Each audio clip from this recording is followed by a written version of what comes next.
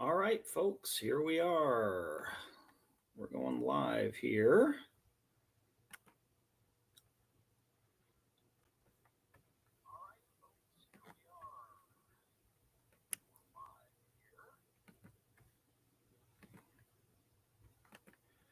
Today, I'm actually going to be doing some colors on this commission piece here. This is a Digimon character fighting the character Songbird, the Marvel character. I know nothing of Digimon, so this was interesting for me. I tried to basically incorporate the anime-ish cartoony style with my own style for the character. So this one's going to be kind of fun and interesting. I love doing stuff I've never done before as far as art goes and drawing. So never drawn a Digimon character before, so this one was a little bit fun to do for me. So we're going to color it and all that fun stuff. So most of my colors are done with Copic sketch markers. I use all kinds of markers, really, but the Copic side, everybody seems to love them, and I'm in that majority as well. I really dig them too. I usually start with doing heavy grays. I do gray tones and everything over the initial colors to kind of get all the shadows, and then I'll go over just like the flat solid colors after that, and it really blends well. It's a technique I learned from Mikey Babinski, who I can't thank enough for that, because that's how he colors a lot of his work, and I really like the dimensions it gives to the finished pieces as well. All right, so first I got to put on YouTube. I got to have a little bit of noise going around me here.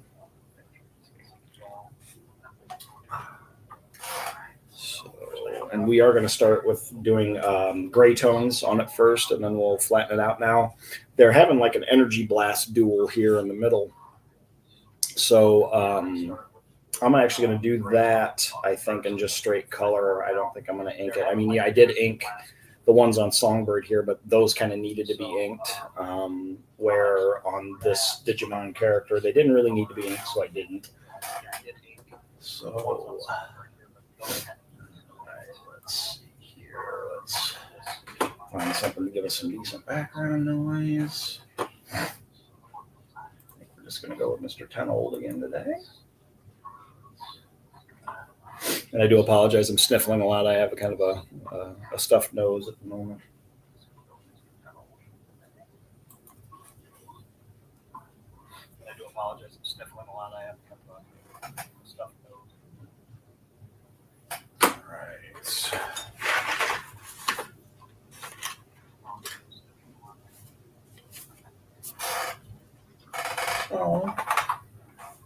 usually I do all my gray tone colors in cool grays. It, I think, does better shadowing than the warmer grays do. I usually save warmer grays for doing like objects or parts of the armor, things like this. Up here I might do in cool gray and all that.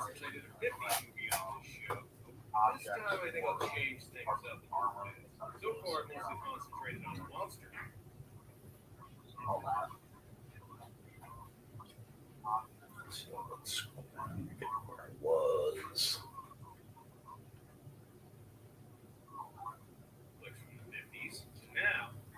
Let's go to the Fighting Fists of Shanghai Joe.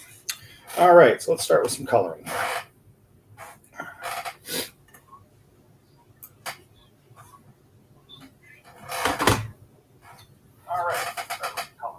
And since the light from the energy is hitting him, more towards this way here, a lot of the grays these will all be kind of backlit.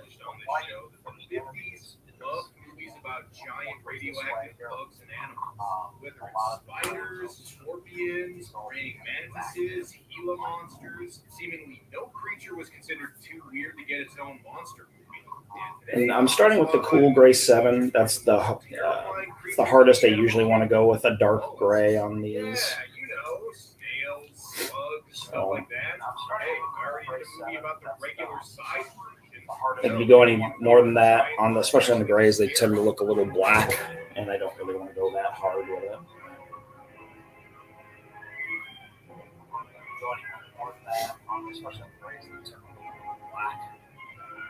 And to let everybody know, too, the Black Owl campaign is still going on for those who still would like to contribute and everything. We're at almost 13,000 at the campaign, which is great. I would love to see us get to 15 because I'd love to see Bill Douglas, our flashback artist, be able to do a trading card.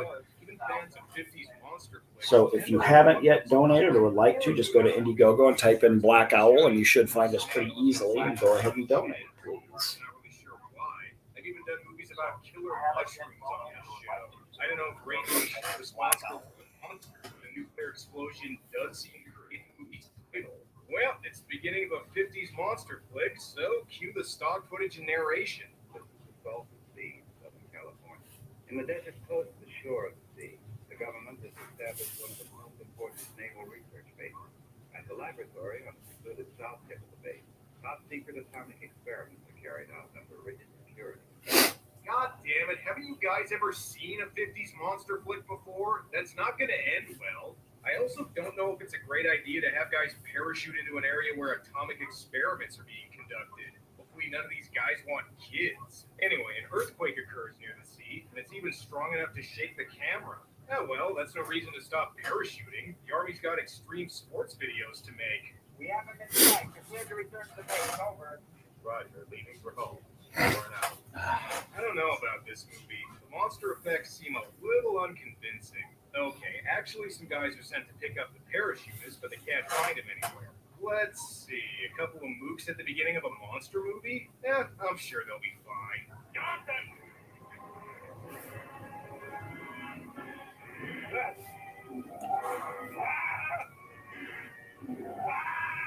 And that was the take they decided to use of that scream.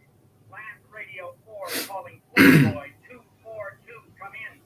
Ooh, I see this guy has a 1950s center. And usually when I do the grays here, it kind of can help set the tone for the lighting too, for sure. 50s Ghostbusters, what do you want? Our main character is Base Commander John Twillinger, whose main characteristic is... he's kind of a hard ass, I guess. I don't decide these things. I'm an investigating officer, not a judge. When you talked to them last, was everything normal? Oh, yes, sir. We was just kidding. You know how you get talking on the phone? That's against regulations, Taylor. I'm sorry to hear about the accident. Young lady, you're not to discuss that with anyone. You understand? Man, he is not going to be happy when he sees this guy's poster. That practically counted as pornography back then. Anyway, time to find out what happened to the recovery crew. Ew, what the hell did the monster do to these guys? Why are you touching it? Well, open and shut case. Looks like these guys were murdered by Peter North. Also, it looks like the parachutist got turned into Frank from Hellraiser. Well, this is weird. Usually whenever they find bodies... Bring up the drawing a little bit here so you can see how the rendering is going on the lower half of the figure. I'm trying to get a better camera setup right now. Hopefully that will happen sooner rather than later. You can really tell that this secretary is going to be the main character because she's hotter than the other one. Twillinger takes the sample he found to be examined by Captain Hook. No, seriously, that's Hans Conried, and he really was the voice of Captain Hook. His character's name is Dr. Rogers, but from now on, I'm just going to call him Dr. Hook. And as you may imagine, the commander immediately suspects this has something to do with that gosh darn radiation. Would you say that the water in the sea could be radioactive? Commander, I found that people are always jumping to wild conclusions concerning atomic reaction. Science facts and science fiction are not the same.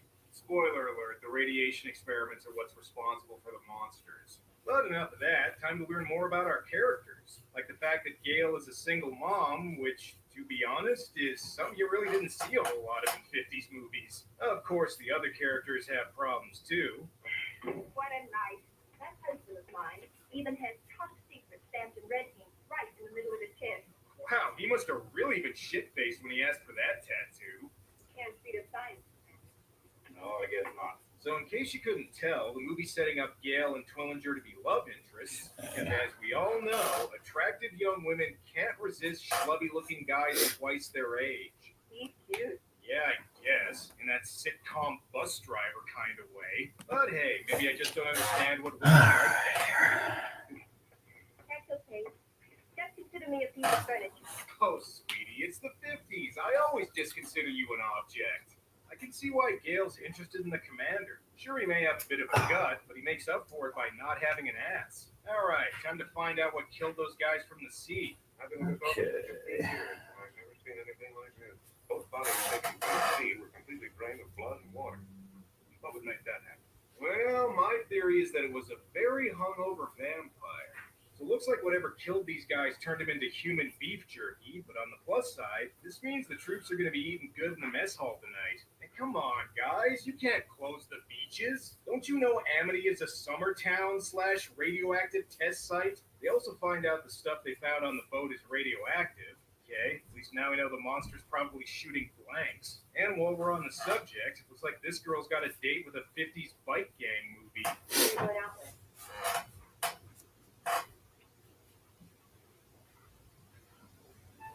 Grammarly does more than catch errors. Okay. With Grammarly, you can find really good, no, perfect words that make your writing sharp, or explicit, or excellent, or distinctive. As a matter of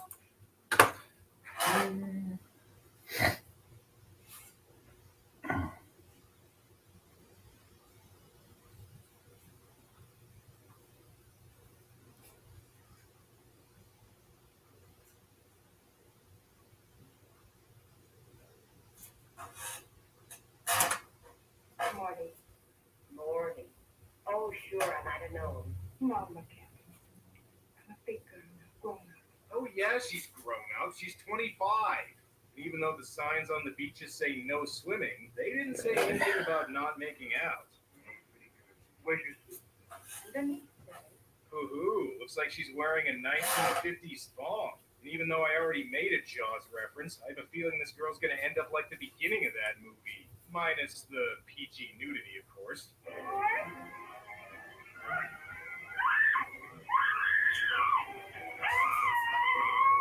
Ah, come on. That's not how you scream on camera. It's supposed to go like this.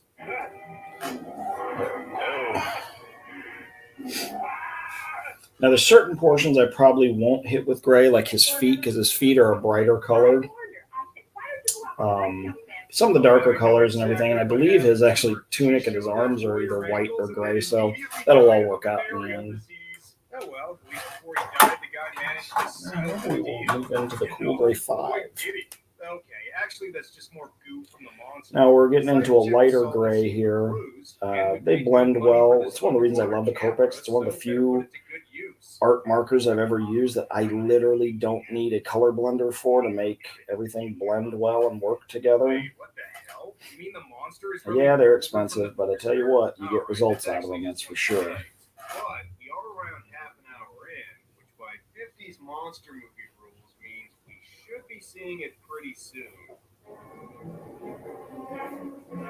See, there's our monster. And it quickly turns one of the divers into a microwaved Ken doll. Rather than using the standard man in a suit approach of most 50s monster flicks, this movie uses a full-sized animatronic monster, and to be honest, it's actually pretty impressive for the time. I mean, sure, it doesn't hold a candle to the kind of stuff Ray Harryhausen was doing, but it looks a hell of a lot better than most other 50s monsters, and it's a lot more intimidating than the toothed slugs from Slugs.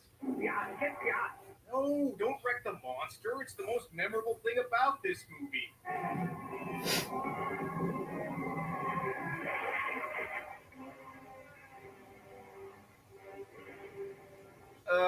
Listen, even though he lost one of the divers, best not to tell his wife that he did. Just say he moved 2 towns over and decided to start another family. But forget the woman whose husband just got killed. How's Gail doing? Just that I should be in there with Connie telling her about how you get over it. And Tom would kill me, said all those things to me.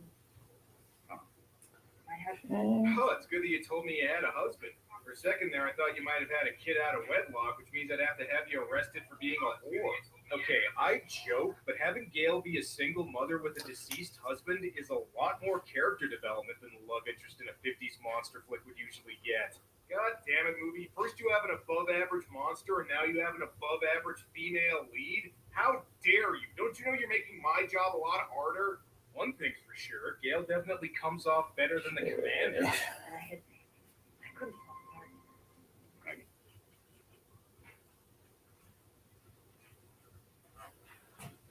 With YouTube Premium, you can watch as many videos as you want without pausing for ads.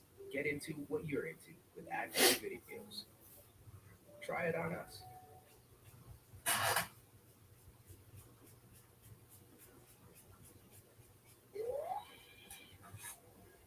Hi there. Rise and shine, metalhead. We've got some big testing to do. War has come to the Dominion, and the Artin is back. He's looking for a fight. Can't do this without him. For now, we just had to cobble a team together from who would come on. There we go.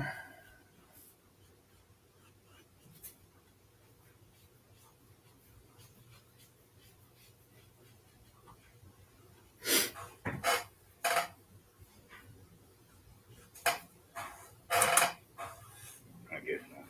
You know something?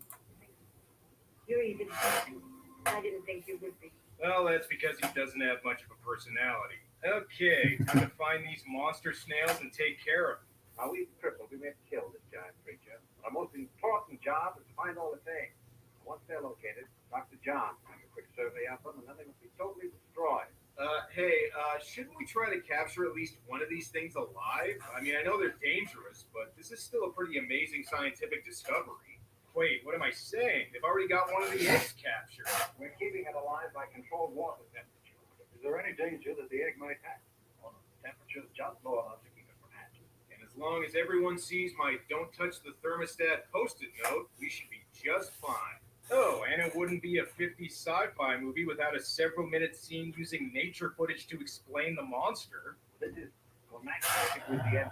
You'll note the remarkable similarities between it and the giant creature from salt and sea. It shreds the flesh of its victim with scissor-like teeth. Yeah, that's great and all, but watching snail porn isn't really helping us defeat these things. Well, it's been settled. In order to get rid of these things, we're going to need a shitload of table salt. So Dr. Hook theorizes that the monsters are prehistoric and were awakened when an earthquake allowed radioactive seawater to seep into their lair and hatch their eggs. But forget about that. How's Twillinger and Gale's budding romance going? I feel kind of embarrassed. Huh. I the things I figured. Yeah, I sure hope I didn't make you feel bad by talking about my dead husband. Believe it or not, Gale's actually the one who asked Twillinger on a date. I know it's like that dinner time, but you have to already eat tonight. Yeah, I'm starving. I was planning on eating again anyway. The date seems to go pretty well. That is until Twillinger pretends he forgot his wallet and sticks her with the bill. Make a wish. She wished she was on a date with Rock Hudson. Boy, is she in for a disappointment if that actually happened. Look, as riveting as the mystery of why Gale's even interested in this stiff is, how's the mystery of finding the monsters going? This is just like that federal bank takeout last year. The only trouble is nothing ever happened. Well, I'm sure these two are going to be fine. Surprisingly, these two actually are fine. They just find this random drunk guy who got lost on his way home and decided to take a whiz in the Salton Sea. Oh, and apparently he tried to shampoo his chest hair, I guess. Turns out there's several canals connected to the Salton Sea, and they think the monsters could have escaped through them. So in order to find them, they're going to need extensive knowledge of all the waterways in California, which means they need to check every knick-knack shop in the state. Have you ever heard of an underground river or ancient waterway that runs through the valley that would empty into a deep pool? I can't think of a thing. But every once in a while, somebody dies. Also, on April 9th, from 11 a.m. to 2 p.m. Eastern Time, so that'd be 10 to 1 Central, I'll be on the Red Valkyrie channel on YouTube doing an art auction. I'll be auctioning off a bunch of pieces of artwork. Some stuff from Black Owls, a lot of stuff from Ironclad, some stuff out of my portfolio, some paintings, a bunch of stuff. So if you're interested in purchasing any of my art, that would be the thing to do on April 9th. It's a Saturday. Like I said, from 11 a.m. to 2 p.m. Eastern and 10 to 1 Central. You'll find me there hawking off some artwork. You know, normally I'm not mad at this girl, but hopefully this means we'll see the monster again soon. Sure hope they're able to spot some of the other monsters, especially considering it's so late at afternoon.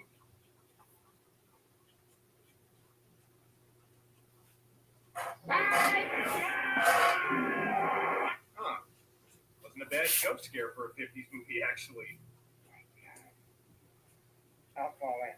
This is Car 14, calling control operations. Over. Tell Josh we found the gate. Yeah. Now he looks like the Crypt Keeper. Speaking of which, So like this guy. rearrange this a little bit for what I got to color. We're campaigning again for Proposition 14A. You know, the one that was defeated. He shows a map of all the canals connected to the Salton Sea, and I'm guessing he knows about them since that's where he hides his victims. Hopefully this means they'll find out where the monsters are. Oh shit, it's Eskar Godzilla! Alright, we found out where the monster's new lair is. Now we just need to plant some charges and destroy it. And then we can cook them up with some garlic butter and eat them. That is, of course, if the snails don't eat them first.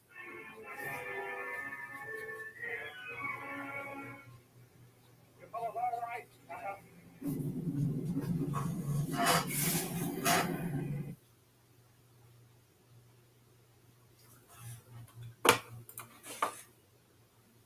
The only downside about this YouTube channel is they like to play a lot of ads.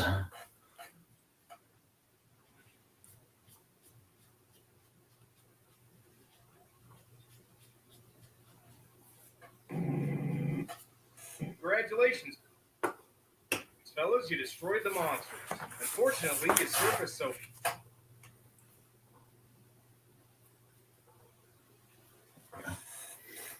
fast, you just gave yourself the bend. Okay, looks like they got all the monsters. Wait a second. Didn't they have another one waiting in the lab at the base?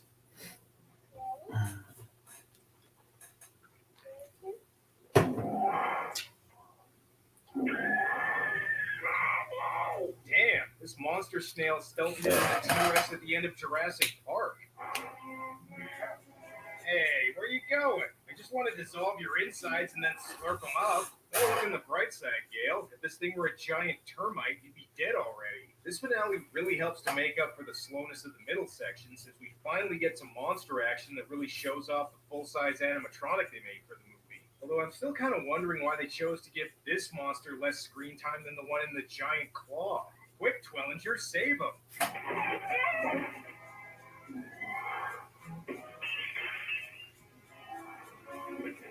Dude, there's an axe right behind you. Just use that.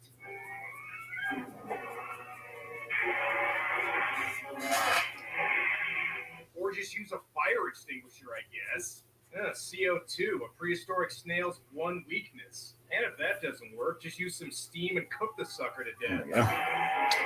All right, so the Cool Gray 7 warm and Cool Gray 5. Now we're going to head on to the Cool Gray 3 and really start to blend this sucker. It works too. And so, with the monster defeated, Gale and the commander decided to become a family, and they all lived happily ever after. That is until Gale learned Twillinger was actually a raging alcoholic with a swift hand. So that's the monster that challenged the world. The 3 is usually where things really start coming together, and it's a lighter color. Good. Don't get me wrong, this isn't some lost classic or anything. The acting and plot are about what you'd expect from a movie like this, and it does also hit a lot of the familiar cliches found in 50s monster flicks. But what really helps it stand out is the monster, which is one of the better ones of the 1950s in both design and effects quality. One downside is that after it first appears, we don't see very much of it for a good chunk of the movie, but the ending in the lab helps make up for this. This isn't as good as the best 50s monster movies like them, but it is above average. So if you're a fan of old school monster flicks who might have overlooked this one, give it a watch. And I'll give the movie this: whatever you may think about giant radioactive snails, they're still way more intimidating than the turd ants from Things. Well, that's all for now. Till next time.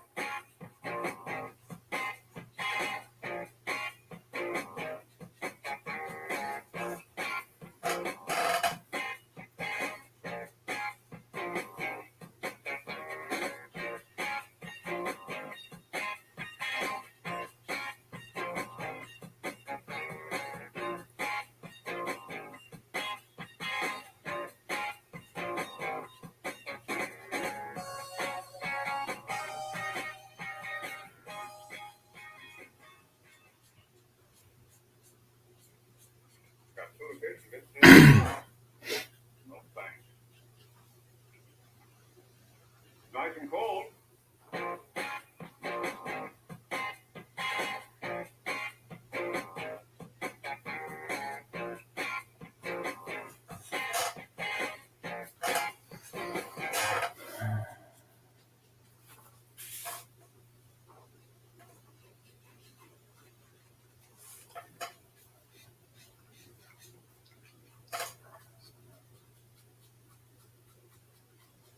Today's movie is a special request from Patreon supporter Nicholas Sutton, who asked me to review the movie The Fighting Fists of Shanghai Joe.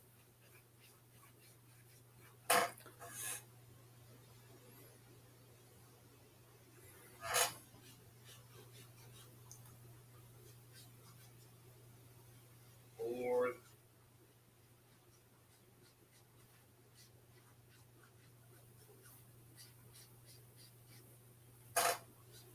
The Fighting Fist of Shanghai Joe. Or just Shanghai Joe. You know what? Even though this does have some martial arts stuff,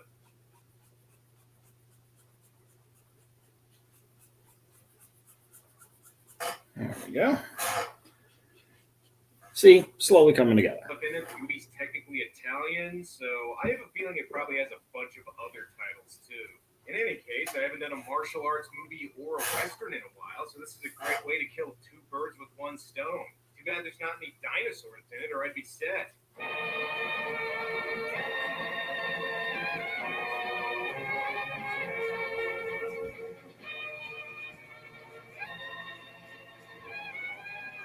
The Fighting Fists of Shanghai Joe, or whatever it's called, is a 1973 Italian film that can be called both a spaghetti western and a chop suey western, since it incorporates elements of martial arts movies into a western setting. It also qualifies as a Bruce-exploitation movie, since in some places it was called The Dragon Strikes Back, and it stars actor Chen Li, who is advertised as the real brother, in arms, of Bruce Lee. Now, this isn't as crazy as some of the other Bruce-exploitation movies I've done on this show, which is to say it's still fucking weird, but don't expect anybody to fight Dracula in this movie. Then again, Klaus Kinski is apparently in this movie, so who knows? Maybe Dracula will show up. So, if you've ever been watching a Clint Eastwood movie and wish somebody would do a spinning dragon kick, here is The Fighting Fists of Shanghai Joe.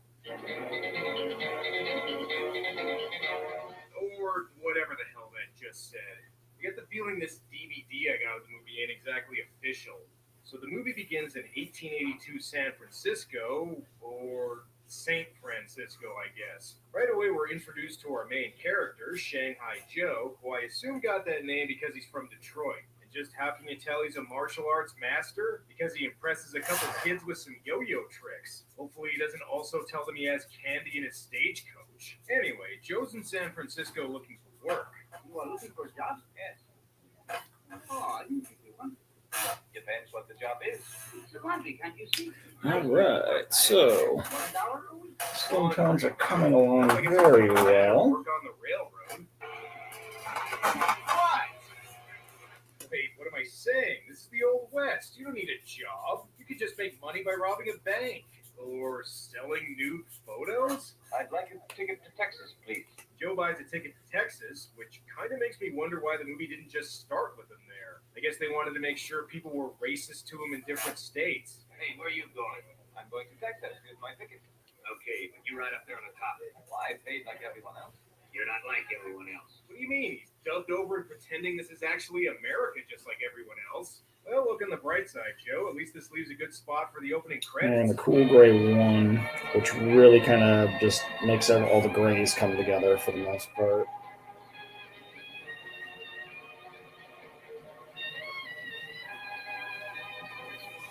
Yeah, one good thing about Italian westerns, even the lesser ones still have pretty good soundtracks. Get out there, guys. You arrived. Arrived where? In Texas. Is this where you wanted to come? Damn, somehow I thought Houston would have a little more going on than this. And here's a surprise, things aren't any less racist in Texas. Hey, you yellow dog, I got dirty shoes, and I expect you to clean them. What's the matter with you? I said, come here and clean your shoes. Boy, that's the wrong racial slur, dumbass. Why don't you get it done by that slut of a sister of yours? What? Nobody talks about the mother of my children that way. Oh! Lucky for Joe, he's not only a master of kung fu, but also yo-yo food and plate food. He's also a master of Three Stooges gags, apparently. And there's no need for fighting, Joe. In the Old West, real men settled their differences with horseshoes. You people belong to the ranch. You're in 1880s Texas. Everyone's from a ranch. To tell the truth, I'm looking for a job. I want to work as a cowboy.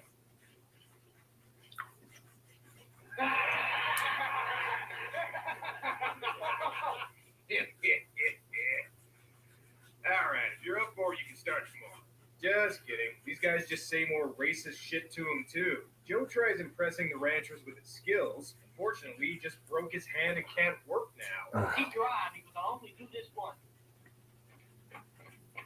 Hey, what the There you hell go. are you doing? Only Asian people get to do fancy martial arts moves.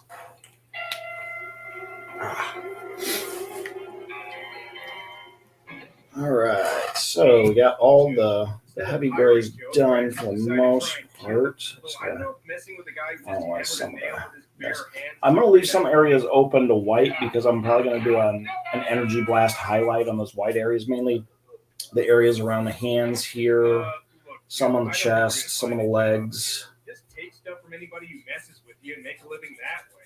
Just give me the stuff where that light would reflect in reality, basically. I don't know if there's any work here, but Bob Ross did a lovely job painting the sky in the background. Howdy, King. Evening, honky. I'm starting to think Joe should have stayed in China. At least there, everyone he met didn't immediately try to fuck with him. But hey, maybe some gambling will smooth things over. Joe impresses everyone with his poker skills, but ironically enough, he loses all his winnings when they play a game of mahjong. And see if you can guess where this scene is going. That's right, everyone tries to kill him, so he just beats them up. Well, this place probably isn't going to give you any work considering you beat up all their ranch hands, so on the road again. Believe it or not, Joe meets some people who don't All right. try to fight him. So Instead, all that offer him a stuff's job. done. I'm gonna do. I'm gonna go move into the warm grays now for like the belt, the armor, faceplate, all that stuff. This down here is legs. I believe they're colored like orange or yellow, so I'm actually not going to do any gray stuff on those. I'm actually do those with various shades of oranges and yellows. What do you mean they're not slaves? We give them a salary of 1 cent a year, which still technically counts as payment, so it ain't slavery. However, on the way back to Texas, they spot some federales. Looks like they'll have to let the slaves go. Or just randomly start shooting them. Calm down. I can't leave a single witness. Maybe you're not leaving witnesses, but you're leaving a hell of a lot of dead bodies. I think somebody's going to figure out something happened here. Well, that does it. Slavery's one thing, but if you want Joe to shoot him, you're going to have to at least offer him a bonus first. One of the slaves managed to survive, and I think I know why. It's not the first time it happened. They're afraid that if some peon survives, he'll tell his soldiers who the recruiters are. See, he's voiced by Edward Mannix. That means they have to make sure he has more lines. Joe sends the surviving slave on his way. Well, guess that's the end of that. Oh, what the hell, Joe? How could you allow yourself to get captured? I thought you had, like, magical ninja powers and shit. Joe gets taken to see Spencer, the guy who was smuggling in the Mexican slaves. Judging by the way he's dressed, I'm guessing he also runs an evil chicken restaurant on the side, too. And if you're wondering why Spencer doesn't just shoot Joe right now, Hey! yeah, that's right. Joe gets to play Matador. What is it with these Bruceploitation movies and having a scene where a guy fights a bull? Here's hoping Joe has the same skills as Bruce Lee with one E.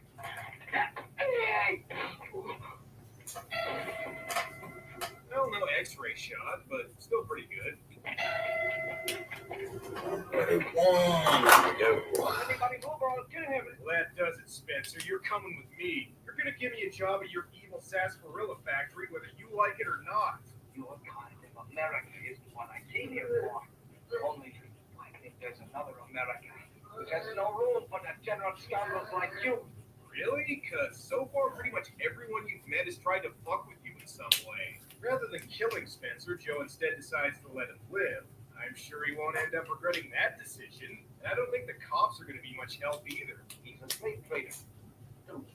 cock and bull story. You're not even white. You're Oh wow, All the sheriff right. is racist to him too. What a surprise. Plus, you know, he's working for Spencer. Also helps kind of differentiate the grays that I have going on them. So I move from warm to, cool to warm, warm to cool a lot. Just Oh, I thought his name break was some stuff Samurai up. Joe. He kind of said something different.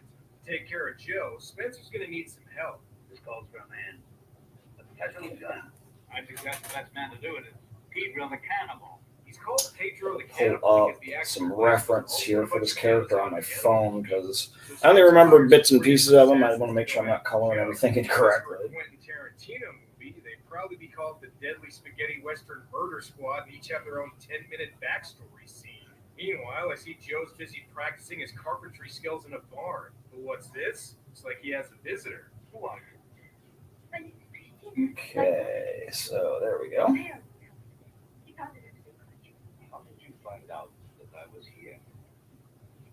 You still talk Okay, about so it. Story checks out. Well, you're the only woman I've seen so far, so I guess that means we're love interests now. You better be quick, though. The first assassin is here. Oh, sorry. Am I interrupting something? I can come back later. Oh, that's it. Racial slurs are one thing, but nobody cock blocks Joe. I wanted to give her some wood, but here, you have some. Despite all of Joe's martial arts moves, Pedro the Cannibal's one weakness, vegetarian broth.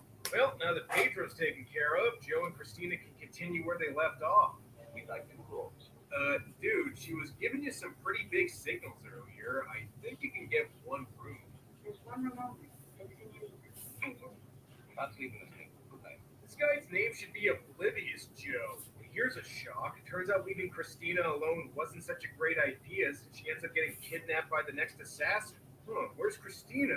Sure hope I wasn't too forward last night and scared her off. I'm not sure who this guy is, but he kind of looks like if Joe Walsh from the Eagles was an Undertaker. Ah, come on, that's not gonna work. When are the guys in this movie gonna learn? And I'm gonna add a little texture to the armor a little bit. All right, you got the next assassin. Now you just need to leave on a one-liner like, looks like he got the point. To the upper armor, though, I don't think I'm going to add anything to this bottom. I'll leave that kind of smooth and Or not. what have you. Joe rescues Christina. Unfortunately, she's come down with a fever, and I Excuse don't me just for a need moment, yellow. folks. Yeah, sure. Leave her all alone again while you go to get a doctor. I'm sure she'll be fine. Excuse me, sir. Where can I find a doctor? I'm a doctor, but fair warning, it's the 1800s, so if she's got a broken leg, the prescription's just going to be to shoot her. Before Joe can get a doctor, we have to watch Italian Maverick try to swindle Boss Hog here. Great hat. Somebody on the barge. Fun fact, in the Old West, that actually wasn't against the rules of folks. This guy is actually another one of Spencer's assassins, and according to the credits, his name is Tricky the Gambler, and the last guy was called Marrying Sam. Okay, instead of Deadly Spaghetti Western Murder Squad, these guys should just be called the On the Nose Gang. If you're the one that's looking for the doctor, better hurry. He's in the saloon getting flying drunk. Again, it's the Old West, so that's normal. Back then, doctors carried rubbing alcohol for themselves, not the patient. I smell a trap. Jeez, the stunt double they're using for Joe here is really unconvincing. Just kidding. Joe pulled a switcheroo. Because Bruce Lee already had a monopoly on white tank tops, Chen Li had to go with a leather vest, which kind of makes him look like he should be setting up lights at Woodstock, but whatever.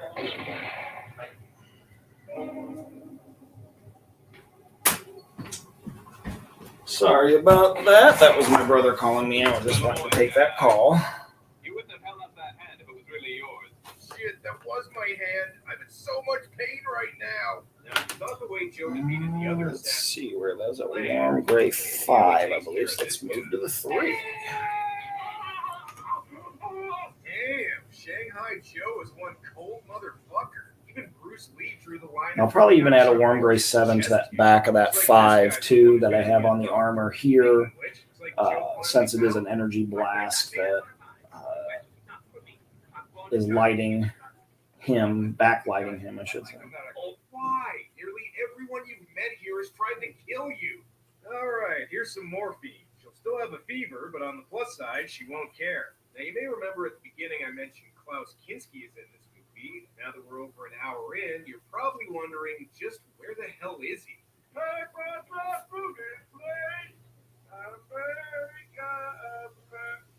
Ooh. See, there he is. I guess he was waiting to make sure his check cleared and he had a free afternoon to do his scenes. I'm glad I know you. You're the one. You're gonna kill him. Where that challenge is gone. Unfortunately, there wasn't enough in the budget to afford Klaus's real voice. Down.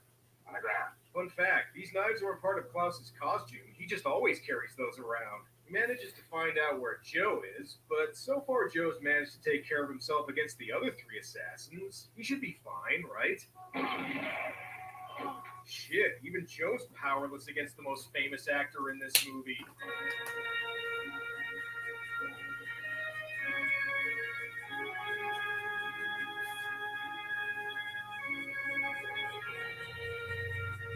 Okay, guys, I just saw a guy get his eyeball ripped out earlier. I don't know if now's the time to get artsy.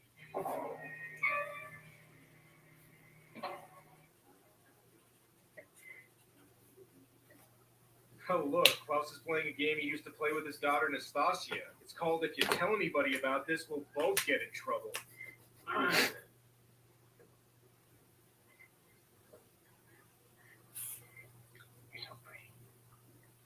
Okay, I've said this before and I'll say it again. I don't think Klaus Kinski was given any direction. I think he just showed up on set, acted weird and creepy, and then they just used whatever footage they could.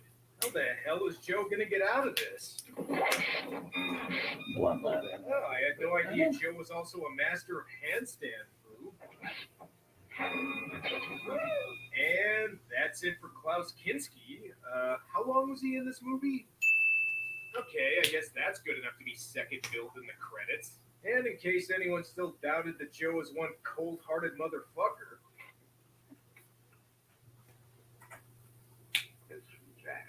Ugh, early toupees were gross. Well, that does it. Now that the four cowboy assassins have all failed, the only way to deal with Joe is to fight fire with fire, which means they need to find another Chinese guy. Maybe they can ask around when they go get egg rolls for lunch later. Meanwhile, Joe tries to recover from his injuries, mainly by putting himself in so much more pain he forgets about it. And the movie's almost over, so I suppose now's as good a time as any to get a flashback to his training.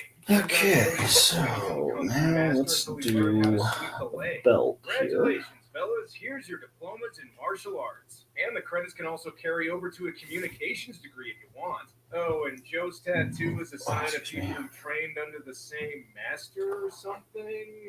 Whatever, I'm sure it won't come up again.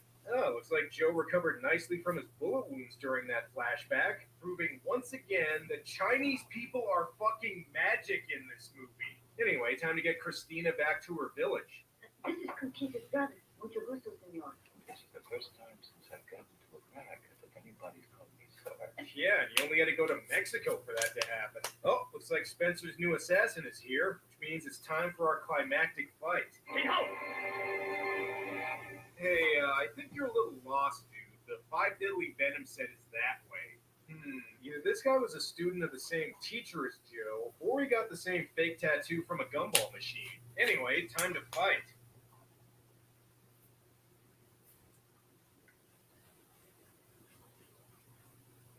I said time to fight.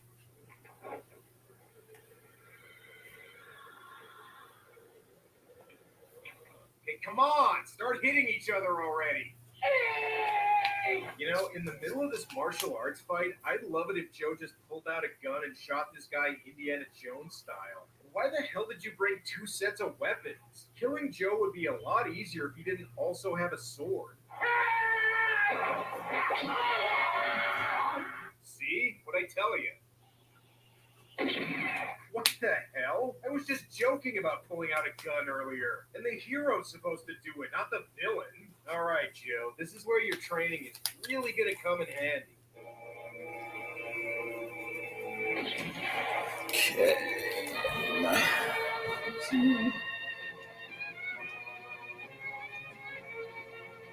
Just kidding. Joe actually catches the bullet because because once again, Chinese people are fucking magical. And even though Joe doesn't pull an Indiana Jones, he does give this guy a Kali Ma. Congratulations, Joe, you won.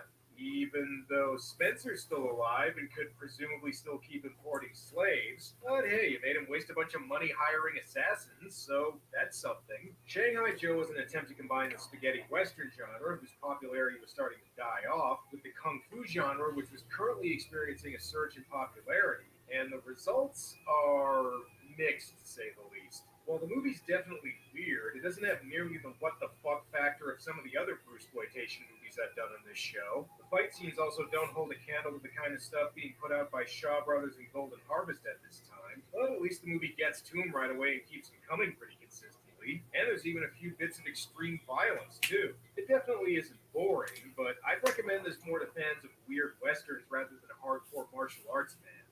And despite all the racial slurs in this movie, at least nobody wore blackface like the last Western I did. Well, that's all for now. Until next time.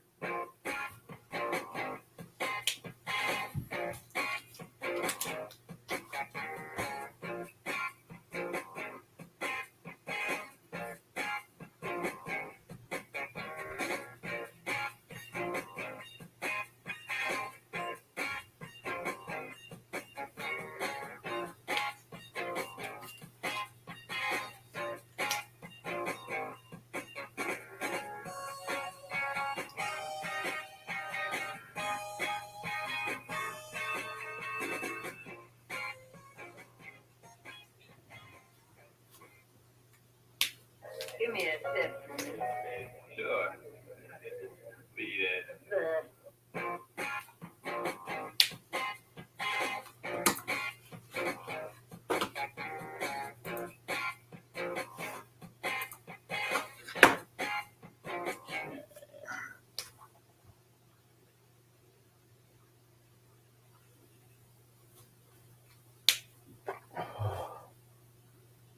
Okay. With YouTube Premium, you can watch as many Let's videos go back without into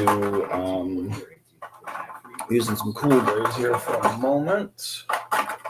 Well, here's something even hardcore cult movie fans don't see every day. A movie that deals with infantilism. I mean, sure, there's been quite a few movies with weird babies in them, but you don't often see ones that focus on an adult man acting like a baby. And according to the DVD cover, it's one of the most bizarre films to come out of Hollywood in the 70s. Then again, I did just do a movie where Ernest Borgnine turns into a goat man and then melts into soft serve. So who knows? Maybe people were on so many drugs back then, stuff like this just seemed normal.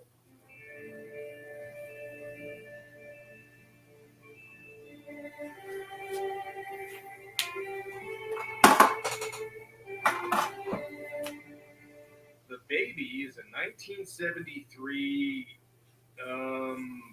well, it's usually classified as a horror movie, but that's not entirely accurate since this is a movie that's not easy to put into one category. I mean, a lot of the marketing definitely tried to sell it as a horror movie, but whatever you want to call it, it's got a premise that almost guaranteed it would get a cult following.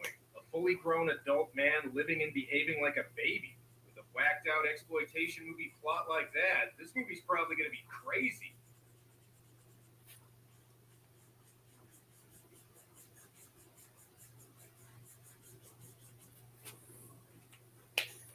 Huh. Okay, apparently the baby's asleep and the movie's trying not to wake it up. So our main character is... Now I'm going to do the hair here, and I'm going to do the hair darker parts of the hair in a cool gray 9 for the darker parts. Even though his hair is brown, I will be using the brown marker later on the hair. But this is just to get the shading kind of done for it, essentially. Played by veteran actress Ruth Roman. Let me see. How do I describe her? Can I help you? It was nice of you to call first. Most of his workers just popped in. I know they help out the best they can, but it doesn't come to too much. She makes Kathleen Turner sound like Betty Boop. In addition to Mrs. Wadsworth, her 2 adult daughters also live there. There's Alba, who also dresses like she's a little kid, and Germaine, who seems to be engaged in a battle for big hair supremacy with her mom. Anne's mainly there to see the baby, though. Speaking of which, just what's his name? I'm the case you call him Baby. And the case history doesn't show any other name. What is his real name? Just baby. Really? The man baby's name is just Baby? That's like if you name some kids in a movie just Boy and Girl. You know what? Actually, never mind. Time for Anne to ask Mrs. Wadsworth some questions. I'd imagine she probably has a few. Now, what about the family income? Just for the county gives us the baby. Sometimes I don't know how we make ends meet, but we always seem to. We also have a weekly cam show where we sexually abuse Baby. It actually does pretty well. You'd be surprised how many people out there are into that sort of thing. Anyway, time to meet the little tyke. He's only 360 months old. Okay, baby, here comes the airplane. Now learn to fly it yourself, will you? You're a fucking adult. Well, at least the family makes sure he's moisturized. His legs are perfectly normal. I'm surprised he doesn't walk. That's the only thing you're surprised by?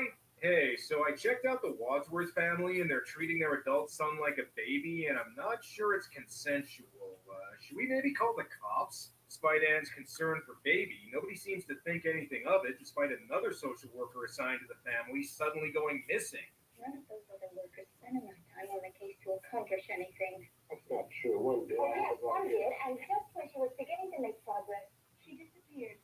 People drop out of sight and Not habit. her. Yeah, you know how it is. People investigate a family's adult man baby and then mysteriously go missing without a trace. I mean, it's not like there's anything weird going on here. Despite this, Anne continues to spend time with Baby. First, she's going to teach him his ABCs, then how to sign a lease on an apartment so he can finally move out. What's going on? Oh, I've just been playing with your brother. You know, some of his responses are really surprising. Everything about this situation is surprising. How is no one realizing that? Hopefully, Baby's Okay. sisters don't need to take her for walks with a baby. There's got to be murder on their backs. Anne also mentions having once had a husband. Maybe he left after he found these pictures in her underwear drawer. I love to go hiking with him in the mountains. Did you ever do anything like that? Unfortunately, I don't have much free time. Later, I got to go see the baby from It's Alive. I have a really weird job. I'm starting to think something strange might be going on here. Oh, when was the last time baby was examined by a psychologist to determine his mental range and physical reactions? We had all this tests when he was a baby. I mean, I don't see why we'd have to do them again. What could have possibly changed since then? In addition to the weirdness with Baby, apparently Anne's husband was Jim Jones. You know, maybe it's a good thing he's not around anymore. And even though he's technically an adult, Baby still needs a sitter when his family goes out for the night. All right, the deal is you get $8 an hour. You can have 2 sodas from the fridge. So, but whatever. I'm also starting to question the Wadsworth's parenting skills. How do you punish him? Pretty bad against the spanking. Yeah, for $20 you can watch if you like. Well, at least Anne seems to be interested in speeding along Baby's development. Just what do you think you're doing? I didn't mean any harm, Mrs. Wadsworth. I just want to help baby reach his full potential. Why, with my help, I think you could start behaving like a 5-year-old. I'm beginning to think Baby might need some extra help. Well, then I think you should consider putting baby into a special clinic for the retarded. Whoa, you can't say that. You have to say... You know what? I don't know what you call Baby, but the point is you can't say that. Despite Anne's concern, Mrs. Wadsworth doesn't seem interested in her idea. No, nobody takes my baby anywhere without me. I carried him for 9 months, during which time I got myself down to 2 packs of cigarettes and 1 bottle of J&B Scotch a day. It was the hardest thing I've ever done, but I did it because I love it. Sorry, Anne. I don't think you're going to convince Mrs. Wadsworth of Baby's potential. Even a dog can do a trick like that. And I should know, I have another son that acts like a dog. And in case you're wondering just why Baby is the way he is.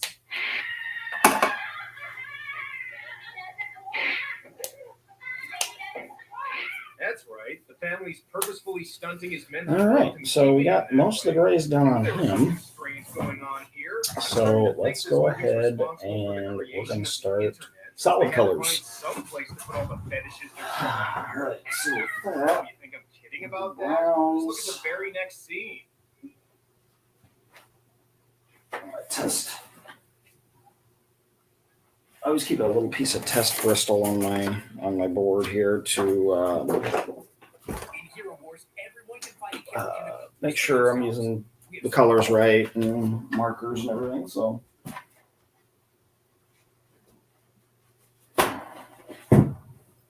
we will be starting with the legs first. A few different versions of yellow there. Cyborgs, aliens, vampires, even. So let's go ahead and we're going to start with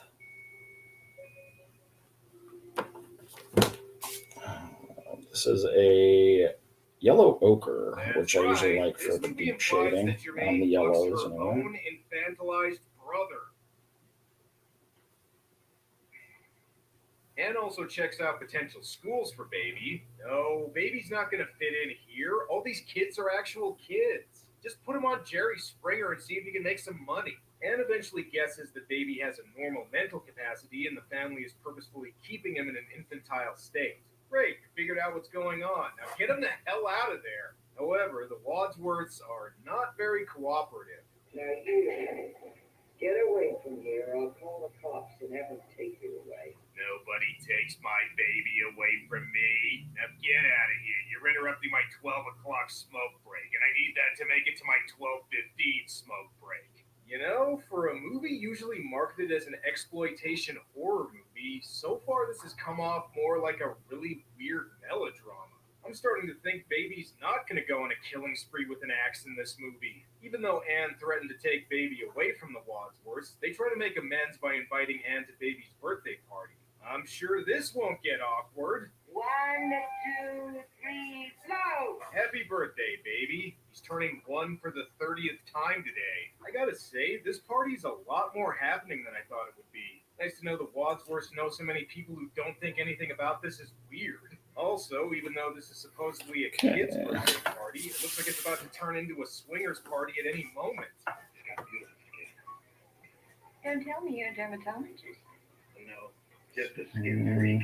That means he wants to wear your skin as a dress, lady. Well, at least they made sure this party's packed full of drugs and booze. That ought to make this situation seem a little more normal. You know, you need something to get you in a party mood. No thanks, I'm not drinking. Well, suit yourself, but I'm going to start drinking. Meanwhile, Mrs. Wadsworth's fixing herself a drink called a Ruth Roman. That's where you put a bottle of Jack Daniels and a case of Virginia Slims into a blender. Hey, dollface, I may be getting a bit older, but for the right price, I'll send you to the moon. If you want me to play with your balls, though, it's going to run you an extra hundo, sweetie. And despite Anne's commitment to staying sober, the Wadsworths are going to make sure she has a good time at this party, whether she likes it or not. I would say this is illegal, but I think drugging women was standard practice at parties in the 70s. Also, are you tying her up and gagging her to try and keep her quiet, or are you trying to invent yet another fetish in this movie? Baby seems a little confused. Usually when someone gets tied up in this house, it's right before his sister fucks him in his crib. Looks like it's Baby to the rescue.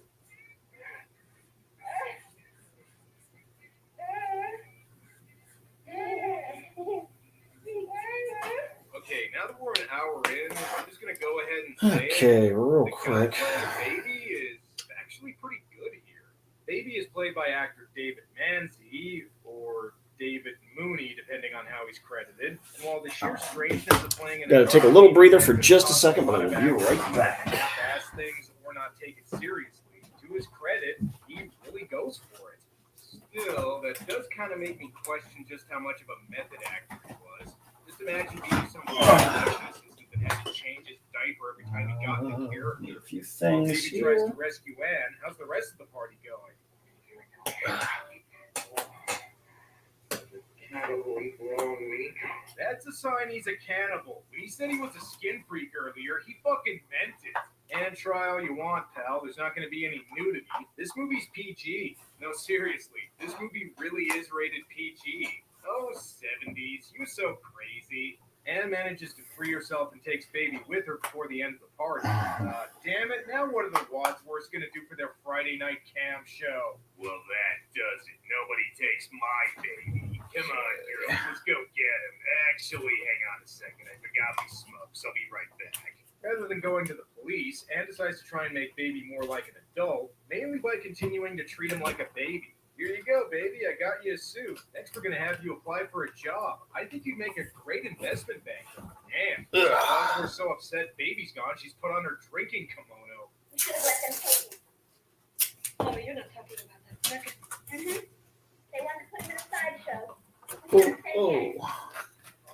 I'm a freak. Well, I don't know if he's a freak, but you're definitely fucked up. And I wasn't joking earlier. Anne does seem to be trying to make Baby act more like an adult. Or maybe she's just taking more fetish pics. I don't know. What's with family? I am in the process of making Baby a grown man. I think time already did that.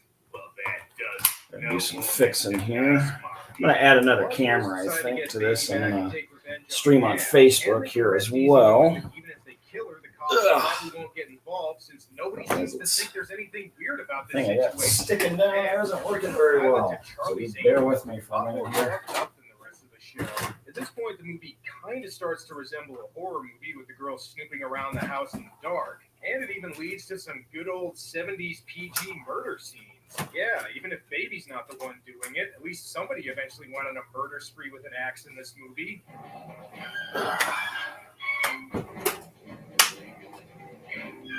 Oh, that does it, Anne. Her last name may be Roman, but she's about to go medieval on your ass. Turn off the light this so you can see just a little bit better on I guess you win. how the colors and the tones are coming along on the piece. Oh, please don't kill me. You wouldn't hurt a lady, would you? Now, at this point, you may be wondering just why Anne decided to brutally murder the entire Wadsworth family after she took Baby. Well, this is where the movie really earns its exploitation movie street cred, since do you want to know how it ends? There we go. That's right. Anne's husband didn't die. He just got mentally crippled in an accident, and she kidnapped Baby to be a playmate for him. Seriously. And they all lived happily ever after. That is until the neighbors got suspicious of Anne buying massive amounts of adult diapers each month and decided to call the cops. So that's The Baby, a movie that accomplishes the feat of being both really fucked up and somehow not as weird as you'd think it would be. The Baby was directed by Ted Post, but while he does have some big screen credits like Beneath the Planet of the Apes and Magnum Force, most of his work was in television, and that's kind of how this movie feels, like a TV movie. Albeit one with a really weird plot line. Rather than emphasizing the sleaze possibilities of such a weird story, the material is treated in a very straight-laced manner, which I'm on Facebook now. I'm actually going to go double live here with both Facebook and YouTube. So in recent years, a lot of people have made what are essentially slick mainstream films trying to emulate the sleazy exploitation flicks of the past. Baby, on the other hand, is the exact opposite, namely a weird-as-hell 70s cult film that seems to be trying to convince people it's normal. While horror movie fans may be disappointed with the movie's relative tameness in the sex and gore department, make no mistake, in its own way, The Baby is still one fucked-up little movie. So now that that's over with, I can get back to the kind of stuff I'm used to on this show, like Japanese tentacle porn. Well, that's all for now. Until next time. trying to see.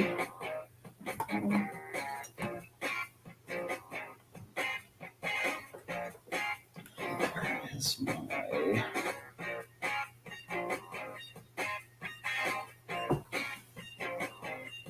I apologize for who's watching. I'm just trying to make a new camera rig here. I don't know how well it's going to work, but I'm trying.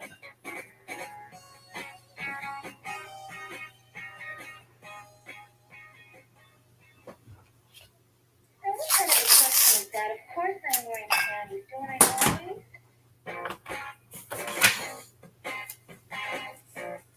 Take this down here.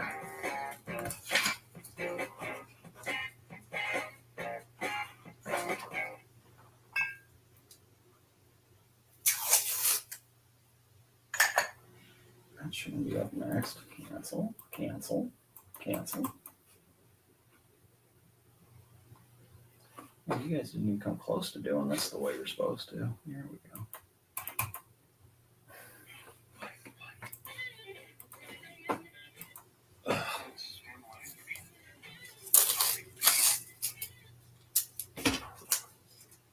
Just setting up this new camera rig. Here's something even hardcore cult movie fans don't see every day. A movie that deals with infantilism. I mean, sure, there's been quite a few movies with... God damn, I can't see anything.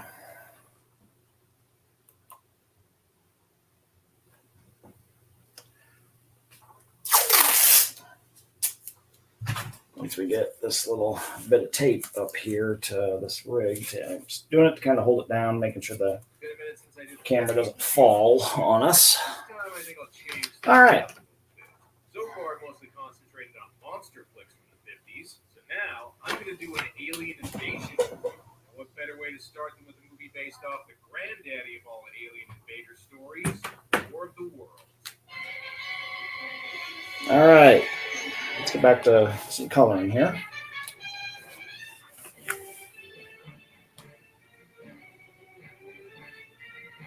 The H.G. Wells novel The War of the Worlds is one of the most important in science fiction. The whole alien invader genre is so common now that it's taken for granted. But this was one of the first stories to depict a full-scale invasion of Earth by beings from another planet.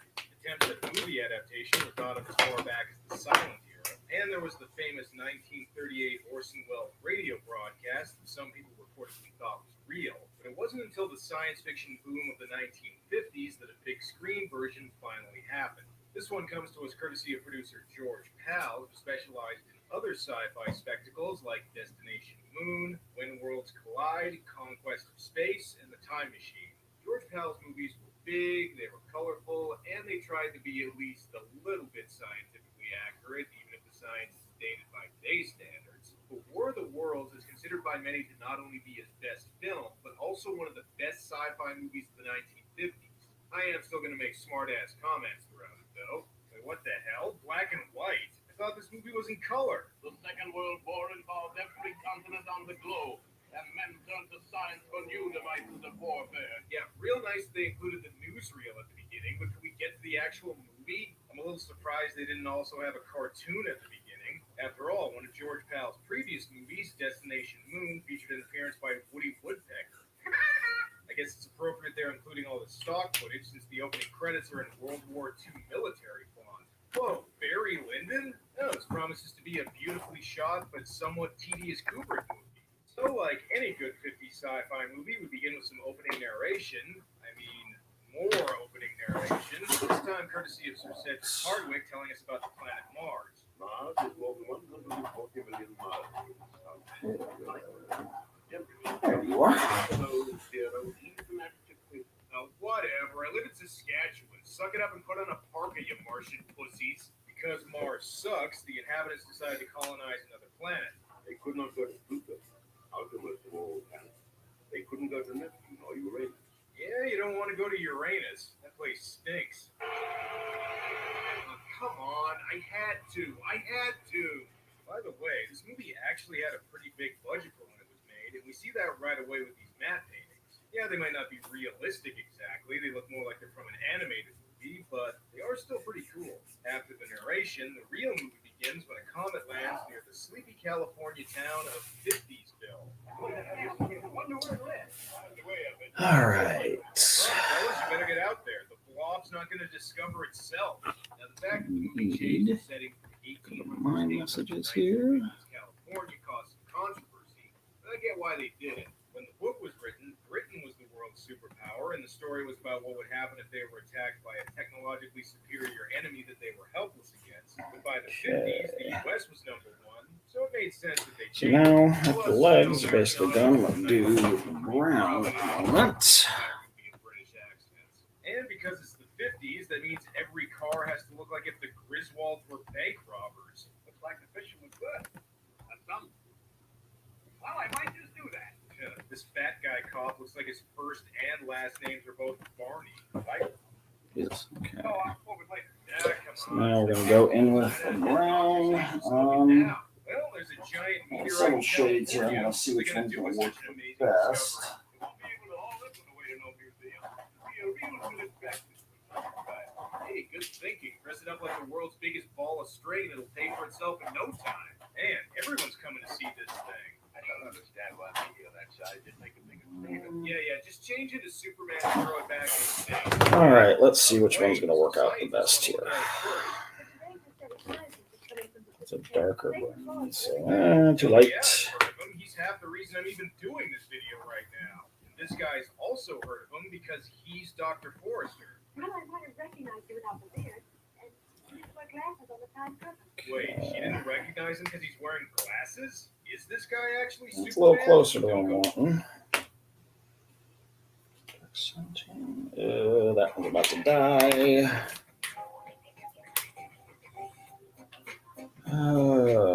Too light. Let's see how leather is. A little closer. Probably the winner right there. And that's a burnt sienna. Yep, that's going to be the winner.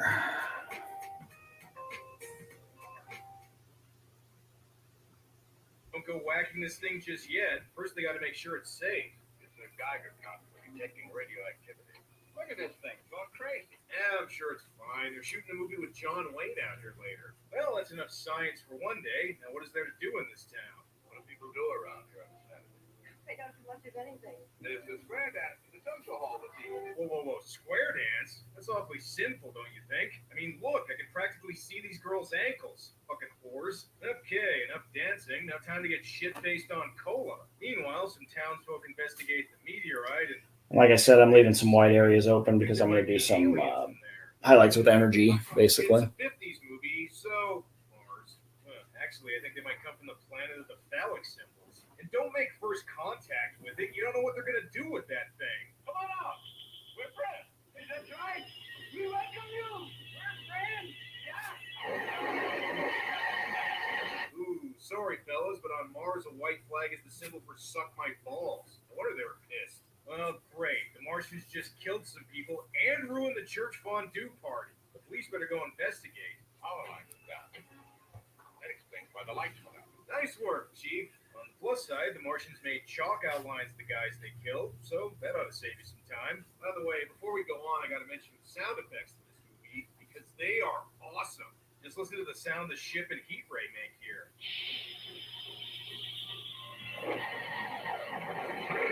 Yeah, it's so 50s, but so distinctive. In fact, a lot of the sounds here would become stock sci-fi effects for years afterwards. Even more bad news, not only are the aliens hostile, but there's more of them. Well, here's Professor McPherson. It's 31, maybe 13 on this one. Landings in other places in Canada. Oh, fuck yeah, bud. They're landing all over the place. I wish they'd just take off and go back to Mars, eh? This reporter better be careful. The last time somebody broadcast a Martian invasion, it caused a real panic. That means he dropped his flare. When it does burst, we should be the first men on Earth to get a real look at these invaders from space. Don't you mean invaders from Mars? Oh, wait, that's a different 50s movie. And no need for the flare. The Martians will light up I the just night sky by realized setting something. everything on fire. Why Pretty soon don't the military moves in, and use thanks to the bring enough coffee and donuts to webcam take here on rather than my the phone? army is led by a I'm guy going to stop the live stream on Facebook here for just a minute. I'm assuming his first name is real. Any news from abroad? Apparently, they're coming down all over. Ah, yes. Back when every military commander had to have a 50s radio voice. Damn, even the way the general drinks his coffee is dramatic. Usually in 50s sci-fi flicks, you have to wait until over the halfway point to Let's get a good look at the monster or try alien. another Not in this camera one. here. Martian war machines make a full appearance Better at the one. 30-minute mark. Oh yeah, this is another important difference between the movie and the novel. In the book, the Martians use huge three-legged walking machines, which is the design the 2005 Steven Spielberg adaptation went with. But because that would have been hard to do from an effects standpoint in 1953, here they use floating manta That's ray fine. type ships. I'm just breaking stuff. Don't pay any attention to me. For this, we'll go ahead. Yeah, nice try, fellas, but these things don't This strike. here. No. Better to start shooting. For all we know, they could be a bunch of dirty commies. I mean, of course, is the A red little bit of flag. masking tape. There's only Just one to thing that can hold the save the Earth now. Camera in That's a place big on old my dose of light Jesus. here. The priest goes out to try and communicate with the Martians. There we go. This goes about as well That's as better. you'd expect. All right, now let's get this out of here. Yeah, I'm working on getting better camera rigs, guys. I'm sorry. Yeah, I'll tell you, Father, these aliens are scientists. I'm still new at this, so forgive me. Well, that does it. Let him have it, fellas.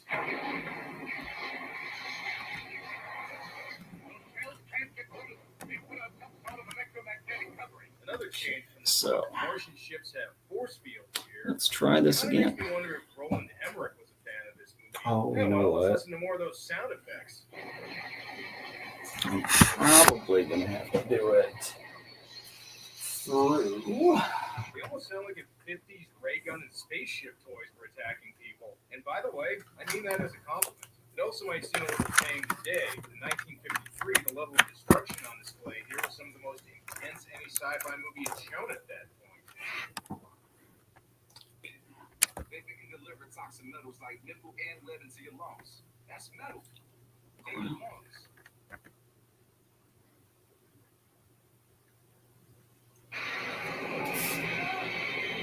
That's that.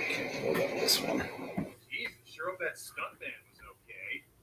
I checked IMDb, he was not okay. Dr. Forrester, get out of here! Everybody out of here! While the army's retreating, It's this Dr. one. Good Forrester deal, and okay. Sylvia decide to take a plane for some reason instead of going with them. But I'm sure they'll be okay. Hey, sorry about that, That works. sweetheart, but I'm a scientist, not a pilot. The Martians attacking all over the world, General Mann isn't really sure what to do. Les Tremaine wasn't used to dealing with Martians yet. We heard that Dr. Clayton Forrester was out there with you. What do you think about this? Don't you worry, pal. There's a term for the kind of pain Dr. Forrester's going to inflict on the Martians. Keep hurting. Keep hurting. First, he's got to All right, figure out that's better. how he's going to get out of here. Oh yeah, that's a lot better. Okay, so back to Oh, there's your answer. coloring here. This is a commission for somebody, so for those who are wondering what I'm working on right now. I have no thoughts. My parents died when I was a kid. They died after my home planet Krypton exploded. Better not get too comfortable. I think the bug from Men in Black just landed. Oh, wait, it's the Just Martian. doing some color blending at the moment because Quit acting like these things have I'll be legs. adding They're some clearly energy flying. lighting to the legs here with the energy bursts that this character is shooting out. It looks like a cute robot. Alright, I joke. This probe was actually pretty innovative for the time, and it did have a big influence on later sci-fi movies. We also see one of the Martians at this point, and much like the probe, it's weird, but also strangely adorable. Now, in the book, the Martians are described as typical blob creatures, but that would have been hard to do in 1953. Not impossible, though. None other than legendary stop-motion animator Ray Harryhausen attempted to make a movie adaptation using that design, creating concept art and even some test footage that you can still find on the internet. Some even say that Harryhausen was the one who convinced George Pal to do a film adaptation. When he actually got around to making it, Harryhausen wasn't involved. Too bad Harryhausen wasn't involved. He could have given us Martians that looked like they did in the book and animated tripods. But the results here aren't bad. I appreciate that they didn't just go with a guy with pointy ears painted green or something and actually tried to make the Martians look weird and alien here. Even if they sometimes look like E.T. with his head cut off running around like a chicken. You know, in hindsight, maybe we should have just had some cereal and got the hell out of here instead of cooking eggs. Anyway, while the Martians are busy laying waste to stock footage from all over the world, the military is busy playing a giant game of Risk. Well, gentlemen, if Moose Jaw falls, that means the Earth is doomed. Well, okay, there is one more thing they could try against the Martians. The White House will confirm an order to use the atom bomb. Yeah, that's right. They're going to drop a nuke on the Martians with a flying boomerang, which was probably pretty impressive in the 50s. We've been warned There that you go. the bomb is 10 times more powerful than anything previously used. Nothing like this has ever been exploded before, and we're getting pretty darn close. Well, that doesn't sound very safe. Not that it matters. People are watching like it's Woodstock. No worries, though. See, they're wearing raincoats. They'll be fine. They dropped the A-bomb on the Martians. I gotta say, this part where they're trying to find out if it worked only to see the ships emerge from the smoke is also very similar to a scene in Independence Day. Okay, I take back my comment about wondering whether or not Roland Emmerich was a fan of this movie, because I think he definitely was. Well, looks like the Earth is doomed and the population is descending into panic and looting. But on the plus side, this kid got some ice cream. Might as well steal some beer while you're at it. Everybody else is looting. Of course, it is still Trying 50, to which means that even get if some the of these world cords out of the way here. Buster. Damn, not only does Dr. Forrester lose his glasses, but there also aren't any phone booths around for him to change in. While this is going on, the Martians start to lay waste to Los Angeles. It's a shame this movie wasn't made today. I'd really love if they blew up an influencer house. Oh, did I mention this movie was probably an influence on Independence Day?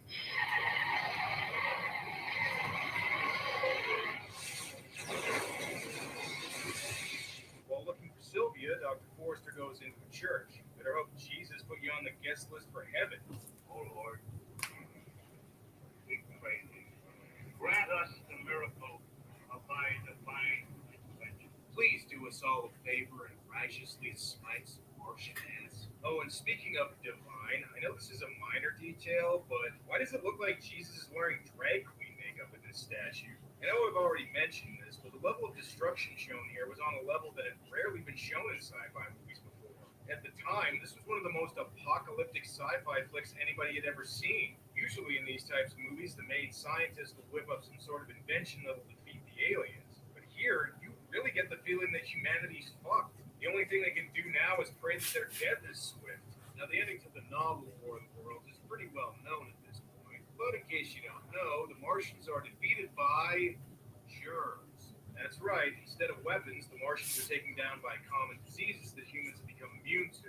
No, I forgot to wash my hands after using the bathroom. My one weakness. Okay, that's one difference between this and Independence Day. The aliens there weren't defeated by a virus. Computer virus.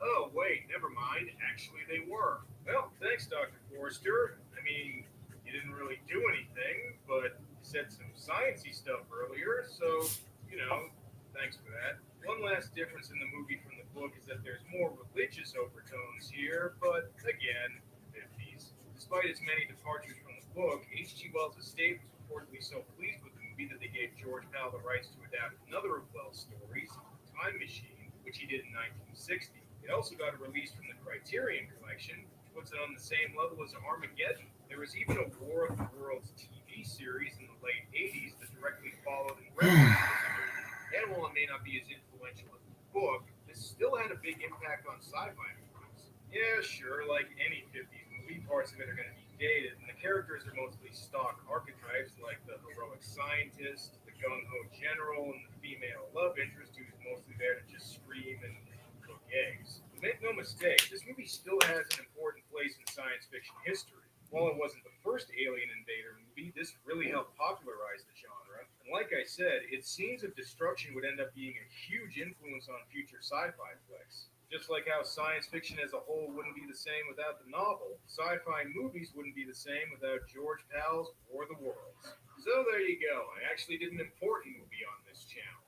Don't get used to it though. Next episode, I'm probably going to do a movie about TV zombies or something. Well, that's all for now. Till next time.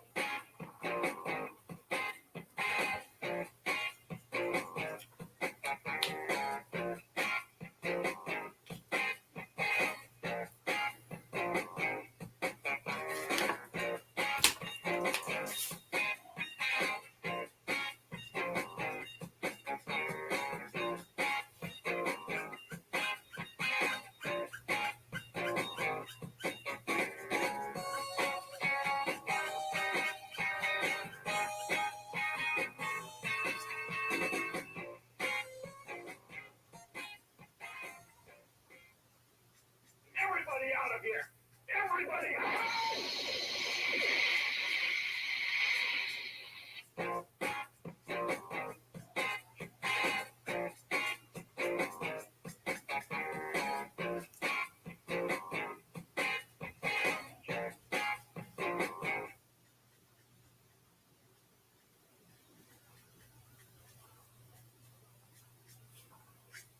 The movie I'm going to talk about today is a very strange, nonsensical one that most people probably haven't heard of. So it's pretty amazing that I still make sure nobody else sees what you're doing online. It's for free. Surfshark also offers a 30-day money-back guarantee, so there's no risk to try it out. All right, let's start the show. Today's movie is a special request for Patreon supporter Stuart Wilkie, who asked me to review Robo Vampire. Now, the title might lead you to believe this is about a robot vampire, but it's actually a RoboCop ripoff featuring hopping vampires. That's right, it's one of those movies that is somehow even weirder than the title would indicate.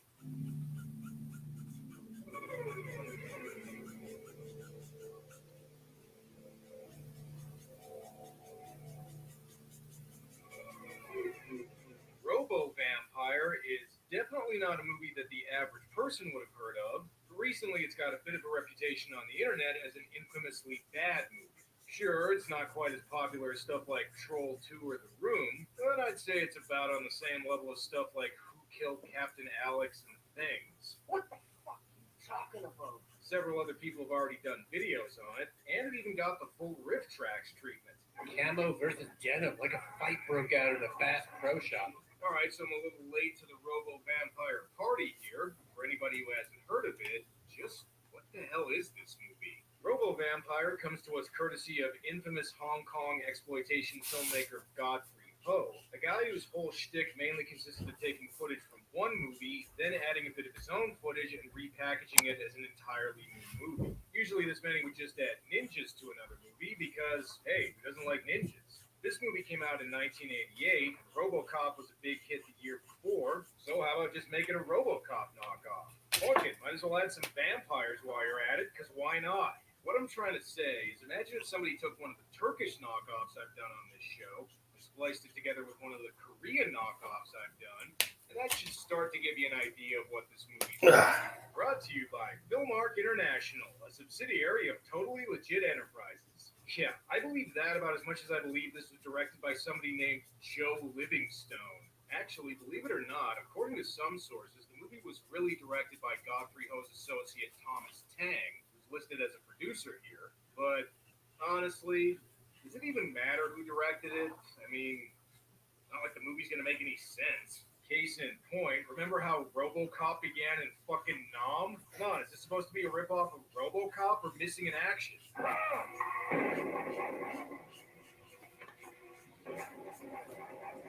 Okay, they just killed an animal, so I guess it's an Italian exploitation movie now. I joke, but when we see some of the vampires here, they look like they just stepped out of a Lucio Fulci zombie flick. By the way, you can really tell these are vampires by the way they hop around in broad daylight and kill people by gently massaging their necks. Google Career Certificates provide online training for in-demand jobs. Train for jobs in IT support.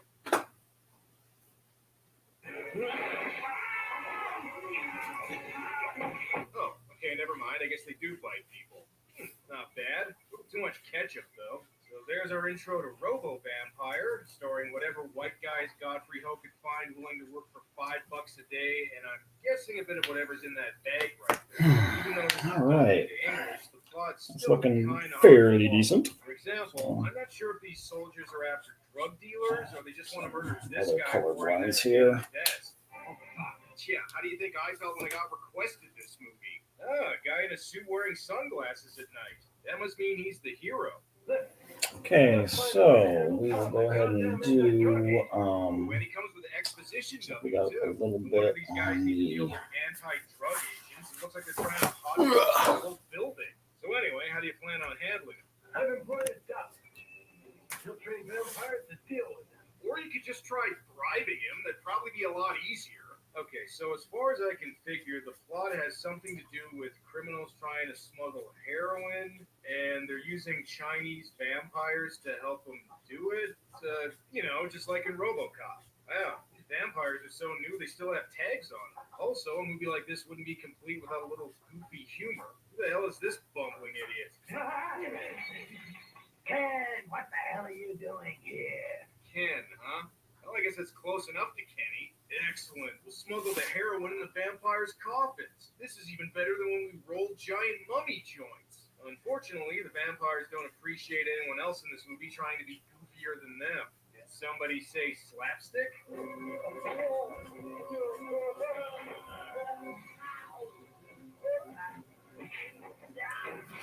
Alright, look, I know you wanted to use vampires to deal with anti-drug agents, but going to be scared by monsters playing hopscotch. Now, if anyone's baffled by the hopping vampires, that is actually a thing in Chinese folklore. There's certain things that don't really translate well between cultures, and I think hopping vampires are one of them. Combined with the outstretched sleepwalking arms, it looks like they're having night terrors about playing a Mario All right. game. Let's go ahead and since I got the brown out, go ahead and knock out the hair up here. Also, they're the only vampires you can defeat by sticking a Chinese restaurant menu on their face. Thanks for your help. Let me take a look at those drugs. Yeah, why do I get the feeling that was said a lot making this movie? This is right now, that's why they won't come. Hey man, you ever try freebasing that shit? You'd be hopping like crazy too. I don't know if using vampires was the best decision for your drug business. We're changing our cover from the drug smuggling business to what? Like variation, on the body smuggling business. Okay, but it's going to be a lot harder to hide a body inside a condom and smuggle it up your ass. Actually, what they meant was smuggling the heroin inside the bodies of animals, and they show this on screen by cutting open a real cow. However, because I don't want this video to get flagged, I won't be showing that. Hey, you know what this movie could really use? More goofy monster shit. And we get just that when a weird flying ghost lady suddenly comes into the movie. How did that dear lady go? How dare you enter here, you witch? Which is it, a ghost or a witch? I guess it could be both. So if anyone's wondering what the hell is going on, keep wondering. How dare you take my lover's corpse towers and turn him into a vampire beast? Peter and I would be together forever in the afterlife. You have robbed us of this by turning him into a vampire beast. Well, I think Ghost Lady here is less upset about you turning your boyfriend into a vampire and more that you glued that stupid Halloween mask to his face. Peter, I'll still love you forever. Look, you're both undead. Can't you make this work somehow? Jeez, I always wondered what a kung fu fight scene would look like if it were choreographed by Mo Howard. She's your enemy. Alice, that lady ghost loves him deeply. Yeah, love is love, even between these things. All right. But from now So I'm looking for a burnt sienna Looks here. like the anti-drug agents have got their work cut out for them. Colin Young has adopted some tricky methods again. What kind? Luckily, we've got our agent Sophie and Brown watching them very closely. Good to know. Who are you? Well, now that you know where the drug smugglers are, time to arrest them. Maybe I can hear. Or just shoot them. That works too. Unfortunately for the drug agents, that was as much as the vampire. And as we previously established, these guys are day walkers. Or day hoppers, I guess. I'm still not sure why this one's wearing a mask. Maybe he's also aware of it. And in addition to drugs, he's also smuggling illegal firearms. Now, at this point, a lot of you are probably asking, what the hell is this called a RoboCop ripoff? Well, next where it starts being more like RoboCop. This one here. Turns out this guy is our Alex Murphy for the movie, and after he gets Roman candled to death by Vampicom, his associates decide to bring him back as a cyborg. Since Tom's dead, I want to make use of his body to create an android-like robot, Mr. Glenn. Or android. Whatever, close enough. Are you assured success? Mm-hmm.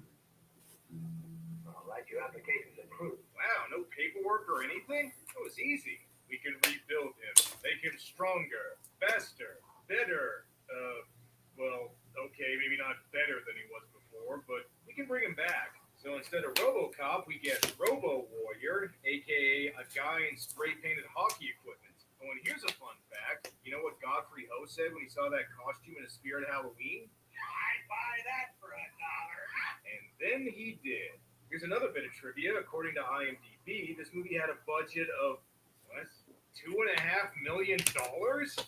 Yeah, sure, IMDb. And this video of me talking about it cost $10 million. With Robo Warrior online, well, criminals better watch out. Now you should inform Mr. Young that, in my opinion, all anti-drug agents should be terminated. No. We're doing a RoboCop ripoff. If you want a Terminator ripoff, go to Indonesia. Oh, wait, I guess we still gotta do this drug smuggling plot line. Paula, where are the drugs? You ask about drugs?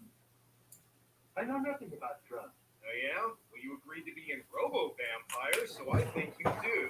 In situations like these, it's important to ask yourself, what would Jesus do? And the answer is hide a bunch of heroin inside a cross. That's not mine. I was just holding it for one of my parishioners, I swear. All right. He's coming along for sure, for sure. Even when this chick jumps out a window, she turns into a different person. Turns out she's an undercover drug agent who gets captured by Let's the go bad ahead guys. for red. You killed Father Do Brown a and you lighter killed red. You were the one with the priest hiding Prawn. boss. Also, why is she acting like she's in a shampoo commercial? You high right now, lady? There's only one person who can help her now, and that's Robo Warrior. Ray, we need your help to rescue this woman. Oh, yeah, I guess Ray's gonna do it. Who the hell is Ray? So remember earlier when I said Godfrey Ho's specialty was taking footage from one movie and combining it with stuff he shot to make another movie? Well, this whole part with Ray trying to rescue the girl from the drug dealers was taken from a 1984 Thai movie called Paul Logan. And if you're wondering how it syncs up with the RoboCop vampire part of the movie, it doesn't really. But hey, they had to get this movie to 90 minutes somehow. If she talks, then all this are washed out. Yeah, I'd say your career was washed up the second you agreed to be in this. Meanwhile, in the other movie, it looks like people are busy packing drugs in the Phantom Zone. Dead or alive, this movie's not gonna make any fucking sense.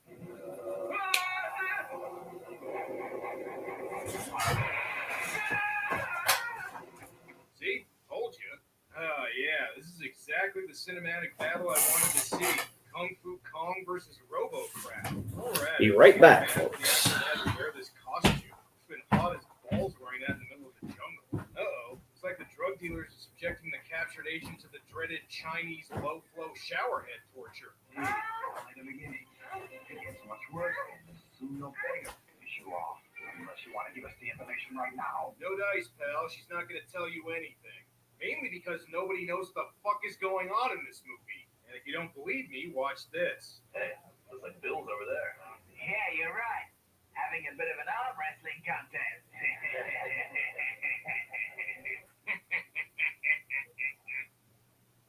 I don't get it. Okay, so I guess they're looking for some guy with a tattoo on his hand now? Come on, guys. We just got started with the whole RoboCop thing. Can't you just stick with that? Or just start shooting? Whatever. I guess exploitation movie Bruno Kirby here knows where the captured agent is. Who the hell is this guy? Did he go kill him now?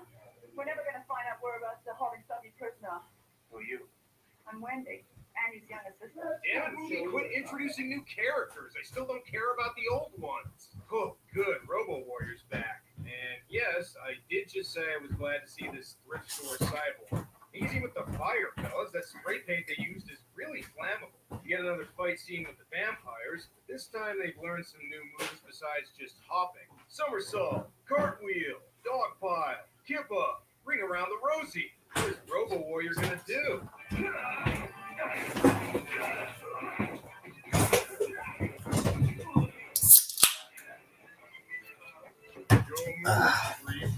I had to get my daughter ready to go home to her mama. So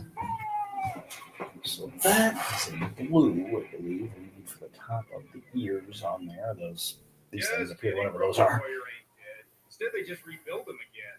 I'm afraid he's short-circuited. Are you sure that's what happened, Doc? Phew. Good thing they stopped by Party City and picked up enough sparklers to fix them up. There you go. Good as new. Which wasn't that great in the first place. Meanwhile, in the other movie that's in this movie, All right, these are some seriously bad dudes. Drinking beer and hoarding toilet paper. Whatever. Fight scene time. That's more of a purplish, isn't it? Let's see. Now, if any of you Yeah, are it's the watching lilac, good guys, maybe. Oh no, it's a little darker. good question. I have no idea.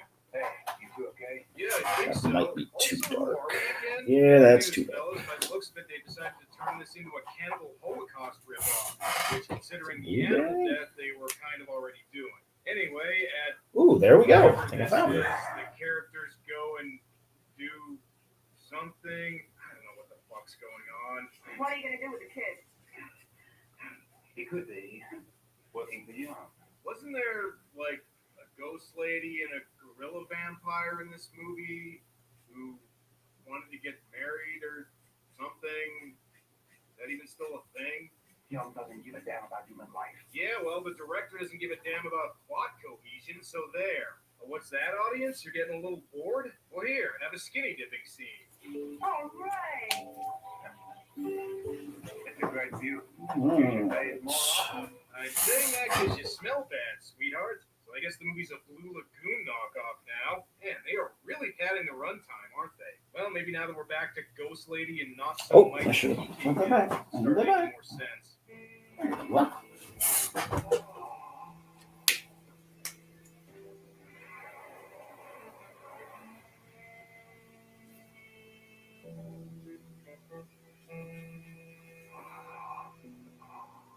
There we go.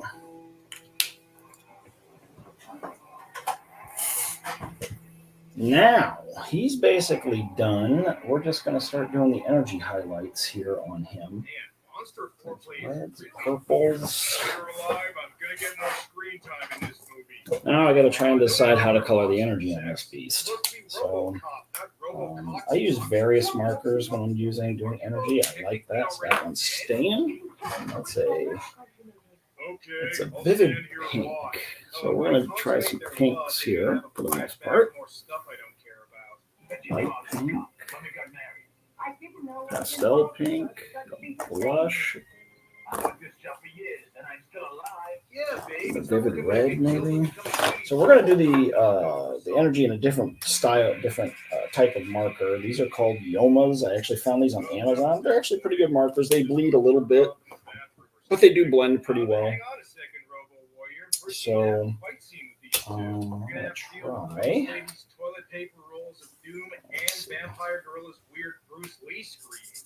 Blush might be using for the lighting on him. What's this light pink? Light pink might be base. This is a pale pink. So let's try a few things here. We're going to start with the vivid red.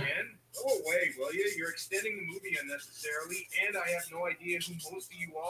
All right, as much as I'm complaining, this part does have one pretty decent stunt in it.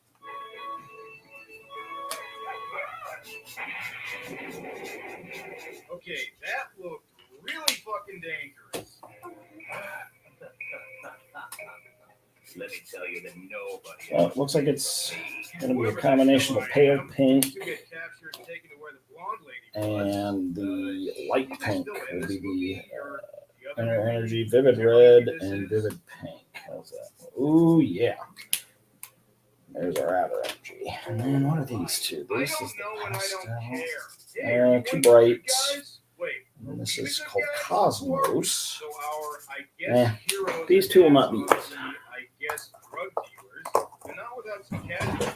All right, so let's go ahead and we're going to start with the vivid red for the outline, the outer energy outline. I can't believe they killed Ted. Every time one of the drug dealers dies, they just lose a dummy. Actually, considering what the rest of the movie's been like, I wouldn't be surprised if they actually shot people here just to save money. Oh, hey, blonde girl's still alive. Somehow. I mean, it looks like she's been indulging in some of the drugs she's supposed to be stopping, but she's alive. Hey, we rescued you. Is that what we were supposed to be doing? Whatever, just blow this place up. Okay, so now that we've wrapped up the drug dealer part of the movie, sorta, time to end the robo-vampire parts. Maybe. Dead or alive, I'm still in this movie, bitch. I'm not sure what the vampire's weaknesses in this movie are, but I do know the fireworks really confused Robo Warrior. He had no idea it was 4th of July. In any case, his prime directives are serve the public trust, protect the innocent, and kick vampire ass.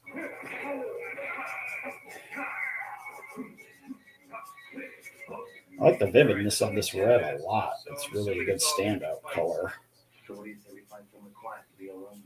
Don't blow me away by saying you don't love me anymore.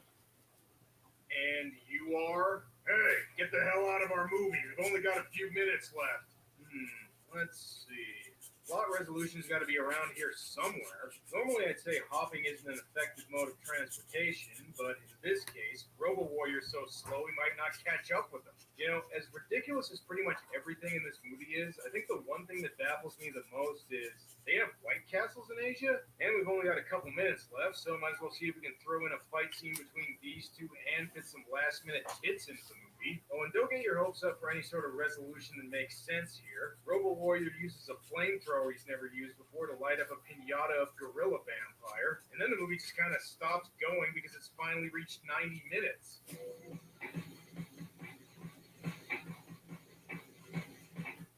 know what? I think I know a way to end this. Nice shooting, son. What's your name? Artin. Alright, it's not perfect, but better than nothing. Okay, if you made it this far into the video, you know that Robo Vampire is not a particularly well-made movie or even that coherent. So judging it objectively is pretty much pointless. The only question worth asking here is, does it work as a so bad it's good movie? And much like the actual plot, it kind of seems like a good bad movie spliced in with a bad movie. There's definitely parts that are amusing for how batshit and nonsensical they are, but even at just 90 minutes, the movie feels a lot longer than it actually is, with the Thai drug dealer parts in particular really dragging the movie down. For a movie called Robo Vampire, I really would have preferred if they stuck with the whole RoboCop hopping vampire part of the story. I mean, come on, you're already making a RoboCop knockoff and adding gorilla vampires and ghost witches. We don't need this other crap spliced in there. Believe it or not, Robo Vampire was apparently successful enough that Godfrey Ho made a sequel called Robo Vampire 2 Devil's Dynamite, which is actually just a repackaged version of a movie Ho made before Robo Vampire. And this just makes me wonder, there were Robo Vampire 3? Would that have Robo Warrior put on a jetpack for some fucking reason? Well, I guess that's a story for another video. That's all for now. Till next time.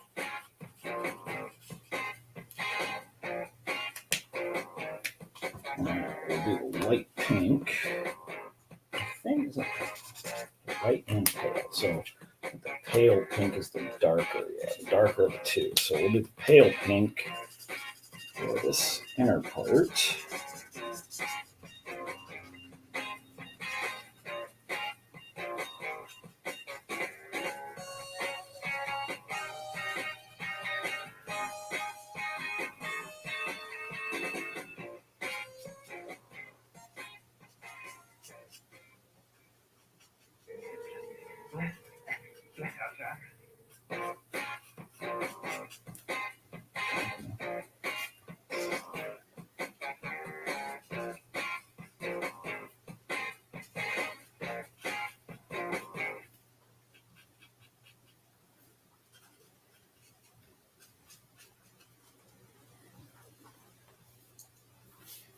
Some of you may remember a few years ago when I reviewed the Lucio Fulci movie City of the Living Dead.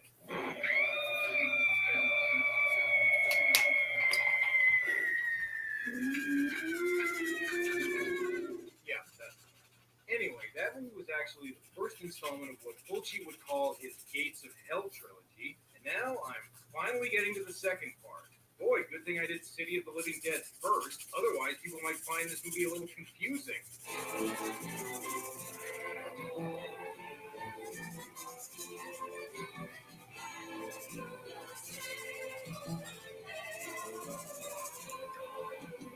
After releasing City of the Living Dead in 1980, Fulci released the second and third parts of his Gates of Hell trilogy the following year, starting with The Beyond and concluding with House by the Cemetery, although out of all of them, The Beyond is probably the most famous, or should I say infamous. Like a lot of Fulci's movies, it was controversial, being named a video nasty in the UK, and its North American release was trimmed by several minutes and renamed Seven Doors of Death, not getting a full uncut release until 1998. Despite this, though, the movie managed to gain a cult following, and today it's considered one of Fulci's best films. It is still a Lucio Fulci movie, though, which means two things. It's going to be gory, and it's not going to make a whole lot of sense. Anyway, we begin in 1927 Louisiana, a time when real life still looked like a silent movie. Okay, looks like the sound effects. Get the feeling something. Ooh, that's a little too dark. Holy shit. Powder pink, that one might be good. Oh no, that. There we go. Yeah, because that light pink is a pain. I don't know who these guys are, but it looks like That they're at the pale end of pink an just old doesn't Universal Monsters movie instead of the be too beginning of dark yet. Fulci. Let's try the Okay, fellas, powder pink figure it though. out, huh? Well, no need to There check we go. yet. That's a Yourselves at little home. better. I got to admit, the sepia tone photography here is actually pretty moody and effective, and really sets the tone for the film. Although I wonder what it'd be like if I made it look even older. Huh, interesting. And in case you didn't know, this is a Fulci movie. Godly warlock. See, only a few minutes in and we've already got some gore. And if you still don't believe me, maybe the Passion of the Antichrist here will convince you. Back in 1920s Louisiana, they took their Easter pageants a little too seriously. Okay, as far as the plot goes, this guy is apparently a warlock, and the hotel he's in is actually one of the 7 gateways to hell. That makes sense. This is part of the Gates of Hell trilogy, after all. And holy shit, an Italian horror director using his real name? What sorcery is this? Cut to 1981, where the hotel has just been inherited by Liza, played by Catriona McCall. Or Catherine McCall, if you go by the credits. I just want to clean up the outside walls a bit. Maybe tidy up the sides of them. Well, business starts booming, let's see. Yeah, I wouldn't bother fixing up this dump. Just sell it to Universal Studios so they can make a new Bates Motel. Things get off to a bad start when one of the painters gets spooked by the movie's poster.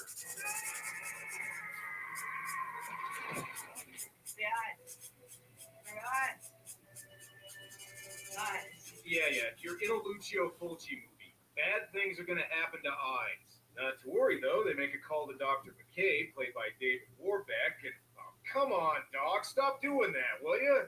This man needs to get to the hospital. Are you sure? Because I was kind of hoping you could get back to work this afternoon. With the painter gone, I wonder how long it's going to take to fix up this place. Hey, the jump scare bell still works. Liza also gets a plumber named Joe to come over, although I suspect his real name is more like Giovanni. Oh, it's Tonino?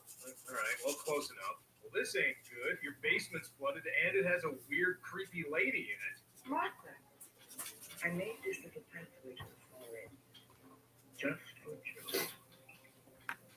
Oh, I'm sure she's fine. In addition to Martha, Liza also has an assistant named Arthur. See how we're doing here. And definitely not your panties, I swear. Oh, well, there's your problem. There's a leak going all the way to the fiery depths of hell in here. Oh, remember when I mentioned eyeballs earlier? Alright,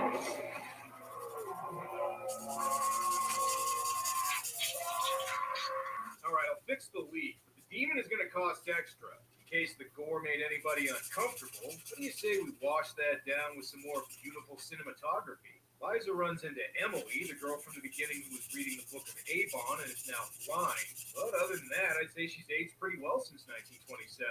My name is Emma. I've been looking for you. Well, technically my dog's been looking for you, but, you know, figure of speech. While a lot of Italian horror movies from this time were made in Italy and just pretended to be somewhere else, this was actually filmed on location in New Orleans. And to Fulci's credit, he does manage to make it look both beautiful and weirdly creepy. Emily, why did you tell me about this hotel? I can't explain. Yeah, it's a Fulci movie, so not much is going to be explained here. Just go with it. Meanwhile, Martha finds the plumber in the basement.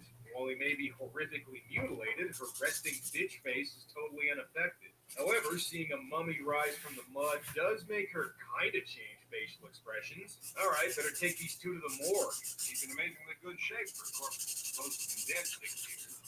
But he is able to see what he has first. Is that the biggest question that needs answering here? For starters, you should probably figure out why he's still blinking. There's even more twists here. Not only did the plumber die under mysterious circumstances, but his daughter is Pippi Longstocking. Well, Joe may be dead, but his wife is still going to have one final night with him. No peeking, other corpse. Oh, and see if you can guess what happens next.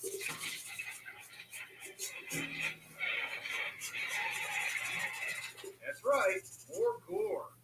You might want to move there, lady. Or, you know, don't. Whatever you feel like. See, this is why hospitals need to clearly label and put secure lids on their acid jars. And they also need to find a better place to store their zombies.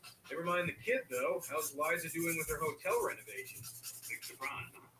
I mean, I knew I had a rich uncle who was a bachelor. A lot of real estate. Yeah, judging by what's happened so far, your uncle also had blood orgies with Aleister Crowley and meddled in the dark arts. Alright, what else we got here? Let's go back to this. How did he get such creepy assistants? Well, But I can't find them. They came with the hotel. Yep, that's New Orleans law. If people come with a house, you can't get rid of them, even if you're the owner. Hey, kid, sorry your mom died from being too stupid to know what acid does, but look on the bright side. Maybe she'll come back as Darkman or something. Even more bad news, not only is the little girl an orphan now, but she's also developed cataracts. I'm still not exactly sure what the hell is going on here, but whatever it is, it does look nice. Too bad Emily can't see any of it. I wanted to spare, but now I'll have to tell you. Well, okay, but I still think there's going to be a lot of stuff that doesn't add up here. So as I said, the hotel was built over one of the 7 gateways to hell. That would explain how Liza's uncle got it for so cheap. That's not the only thing they have to worry about, though. Damn jump scare bell! Emily also explains the room 36 is where the warlock from the beginning was killed. Weird. I could have swore the angry mob dragged him down to the basement before they killed him earlier, but sure, it was actually room 36. Now look, Emily, I've lived in New York all my life. And if there's one thing I've learned not to believe in, it's ghosts. Well, it's a Fulci movie, so you're mainly going to have to worry about zombies. And to prove she doesn't believe in ghosts, Liza goes into room 36. Damn it, I already made a joke about the furniture being clan members last episode. Shit. See? No ghosts. There's just this discount Necronomicon. Oh, and this, I guess.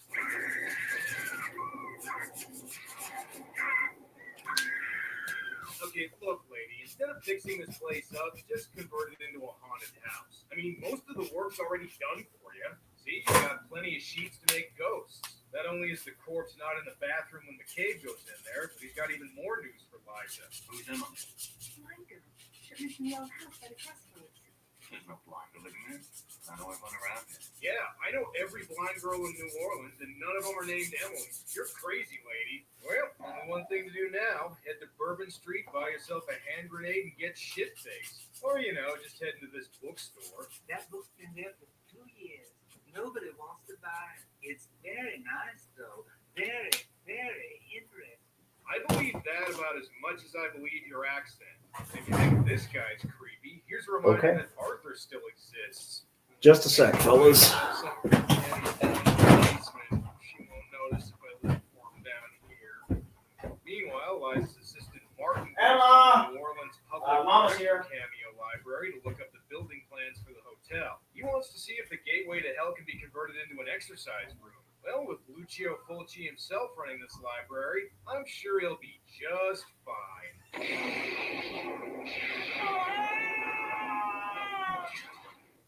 New Orleans weather, am I right, people? It's almost as bad as the bugs.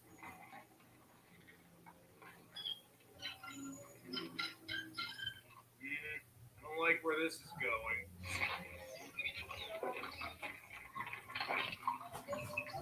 This is another situation that I feel could easily be fixed if this guy just moved. This is probably the most infamously gross sequence in the entire movie, and it's so effective it helps to make up for the obviously fake spiders in some shots. So to reiterate, your hotel's located in a bad neighborhood. It's directly over hell. Before they can get out of there, though, it's time to play a quick game of New Orleans or South American jungle. You decide. Jeez, even Bob Neal would be able to fix up this shithole. This old hellmouth.